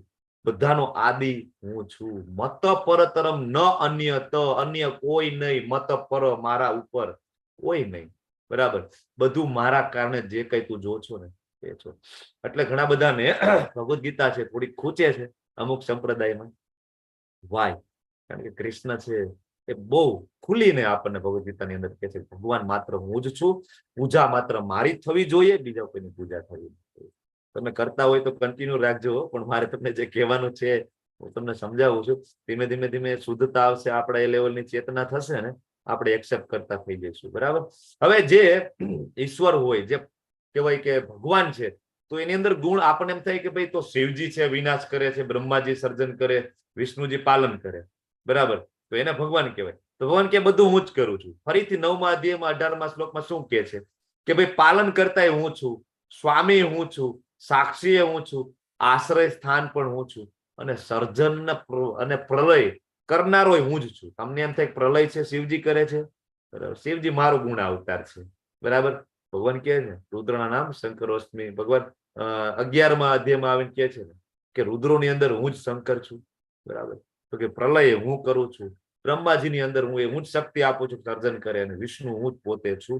તો મારા મને એમાં કોઈ તફાવત નથી. ભગવાન પોતે અહીં કહે છે. કારણ કે ભગવાન હોય તો આ બધું હોવું જોઈએ ને, સર્જન કરનાર, પ્રલય કરનાર, પાલન કરનાર. આ એના બેઝિક ક્વોલિટી હોવી જોઈએ. તો ભગવાન કે છે મારામાં. બરાબર. ભગવદ ગીતામાં આવીને કહે છે. અને આ બધું સમજ્યા પછી જો કોઈ ભગવાન શ્રી કૃષ્ણને સંશય રહિત થઈને પૂર્ણ પુરુષોત્તમ માનવા જોઈએ. આપણે અહીં કે છે ને કે યો મામ એવ અસમૂઢો જાનાતિ પુરુષોત્તમ. ભગવાન કોણ? ભગવાન કહે છે પૂર્ણ પુરુષોત્તમ હું જ છું. અને આવું કોઈ જાણી લે તો એ બધું જાણનારો છે. બરાબર. તો માણસો તોય પોતાના અલગ પૂર્ણ પુરુષોત્તમ બનાવતા હોય, પોતાના અલગ ભગવાન એસ્ટાબ્લિશ કરતા હોય. કેટલાય મૂર્ખાઓ પાખંડીઓ પોતાની જાતને ભગવાન કહેતા હોય. તો વેદોનો સાર શું છે? ભગવાને કીધું અલ્ટિમેટલી વેદો શું કે છે? ઘણા બધા એમ કે નહીં વેદોમાં ભગવાનનું કે નામ નથી. ભગવાન કે વેદે સર્વે અહમ એવો વેદ્યો. કે ભાઈ તારે 4 વેદો વાંચીને કદાચ તું બધા શ્લોકો કંઠસ્થ કરીશ. બરાબર. તારે જાણવાનું શું છે? તો કે મને. બરાબર. એટલા માટે 12 વર્ષ સુધી પાણીનીનું ગ્રામર ભણીએ, પછી વેદો વાંચીએ, છેલ્લે આપણે નિષ્કર્ષ ઉપર ના આવીએ ભગવાન કૃષ્ણ છે, તો આપણે સમય આપણો વેસ્ટ કર્યો છે. અને આવો સમય વેસ્ટ કરવા વાળા સમાજમાં બહુ બધા માણસો છે. એને બધાને આપણે કહીએ ખાલી તમે ભગવદ ગીતા બરાબર વાંચી લીધી હોત ને તો તમને ખબર પડી જાય કે અલ્ટિમેટલી ગોલ શું છે અને અલ્ટિમેટ ટ્રુથ શું છે. બરાબર. તો ભગવાનની અંદર 64 ગુણો. બરાબર. બ્રહ્માજીમાં 50, ભગવાન શિવમાં 55, વિષ્ણુજીમાં 60, પણ ભગવાન કૃષ્ણમાં 64 ગુણો છે. ભક્તિ રસામૃત સિંધુમાં ખૂબ ડિટેલમાંનું વર્ણન છે. શું કામ? ભગવાન કૃષ્ણનો પૂર્ણ પુરુષોત્તમ કીધા છે. બાકી કોઈ પૂર્ણ પુરુષોત્તમ નથી. માત્ર કૃષ્ણને પૂર્ણ પુરુષોત્તમ કીધા છે. ના વિશિષ્ટ ગુણોમાં ભગવાન લીલા માધુરી છે. ભગવાન કૃષ્ણની જેટલી લીલા છે ને એટલી લીલા કોઈની નથી. રામની પણ નથી. બરાબર. પ્રભુ શ્રી રામની પણ નથી. આ બધાના વિશિષ્ટ ગુણો છે. બરાબર. વેણુ માધુરી છે. ભગવાન જે વેણુ વગાડે, અને એવું કહેવાય છે કે વૃંદાવનની શિલાઓ હોય ને, શિલાઓ એ પણ પીગળી જતી. અને કૃષ્ણના ભગવાન શ્રી કૃષ્ણના ચરણ કમળની છાપો આજે પણ વૃંદાવનમાં જાવ ને મોજૂદ છે. ક્યારેક દર્શન કરજો. આપણે 84 કોષની પરિક્રમા કરીએ ને એમાં બધી લીલા સ્થળીઓ આવે. એ મેલ્ટિંગ થઈ જતી. જે મોટી શિલાઓ પથ્થર હોય ને મેલ્ટ થઈ જાય. ઓગળી જાય, પછી ભગવાન ત્યાં ચાલે ને તો એના પગ બધા પગલા હોય ને છપાઈ જતા, બરાબર. એવું હોય ભગવાન એનું રૂપ માધુરી, ભગવાનની સુંદરતા કેવી અસાધારણ સુંદરતા છે. એટલે ભગવાન કૃષ્ણ છે પૂર્ણ પુરુષોત્તમ છે. આ બધા એના કારણો છે, બરાબર. માનવ સ્વરૂપમાં દેખાય પણ માનવ નથી, જન્મ કર્મ એનો દિવ્ય છે. ભગવાન કૃષ્ણમાં 4 ગુણો જે છે એ વિષ્ણુમાં પણ ગેરહાજર છે. એટલે કહેવાય છે કૃષ્ણ છે એ આદિ છે, એમાંથી વિષ્ણુ આવે છે, બધા અવતારોના મૂળ છે, સર્વોપરી વ્યક્તિત્વ છે, બરાબર. અને ભગવાનના ભક્તો હંમેશા એના દ્વારા રક્ષાયેલા છે. 6 ઐશ્વર્ય સંપૂર્ણ માત્રામાં કૃષ્ણમાં છે, બરાબર. તો ખૂબ જ ઇમ્પોર્ટન્ટ છે, બરાબર. હવે અહીંથી આપણે બુધવારે આપણે શરૂઆત કરીશું પહેલા અધ્યાયની. તમને બધાને ખબર છે કઈ રીતના આ દ્રશ્ય તમારી સામે જે જોઈ રહ્યા છો, દુર્યોધન ને બંને જાય છે. ભગવાન કહે છે કે કા હું નિશસ્ત્ર, કા મારી ચતુરંગી નારાયણની સેના, બરાબર. લેવલ 1 માં તમે બધા ભણી ગયા છો, બરાબર. અને અર્જુન કહે છે કે નહીં, ભગવાન નિશસ્ત્ર હોય તો મારે તો તમે જ જોઈએ. અને પછી આગળ જે યુદ્ધની શરૂઆત થાય, અને જે ભગવાન પહેલા જ દિવસે ભગવદ ગીતા મોક્ષદા એકાદશીના દિવસે 12મા મહિનામાં ગીતા જયંતિ આવે એ જ દિવસે ભગવાન ભગવદ ગીતા આપે, જેની અંદર પેલા 6 ચેપ્ટર છે એ કર્મયોગના, છેલ્લા જે 6 ચેપ્ટર છે જ્ઞાન યોગના, પણ વચ્ચેના જે 6 ચેપ્ટર છે એ સાર છે, ભક્તિ છે, પ્યોર ડિવોશનલ સર્વિસ છે, ત્યાં આવે છે. ઓકે, એટલે ગીતા મહાત્મ્ય છે આપણે બુધવારથી લઈ અને ફરીથી આ અધ્યાય જે લેવલ 1 છે એને આપણે આગળ તપાવીશું, બરાબર. બધાએ ખૂબ શાંતિપૂર્વક મને સાંભળ્યો. ખરેખર હું તમારો ખૂબ ખૂબ આભારી છું, કારણ કે 2 કલાક કોન્સ્ટન્ટ બેસવું, 2 કલાક સાંભળવું, ખરેખર એ તમારાની અંદર દૈવી ગુણ હોય તો જ શક્ય છે. ખૂબ ખૂબ આભાર. વાંછા કલ્પતરુભ્યશ્ચ કૃપા સિંધુભ્ય એવ ચ પતિતાનાં પાવનેભ્યો વૈષ્ણવેભ્યો નમો નમઃ. હરે કૃષ્ણ કૃષ્ણ કૃષ્ણ હરે હરે, હરે રામ રામ રામ હરે હરે.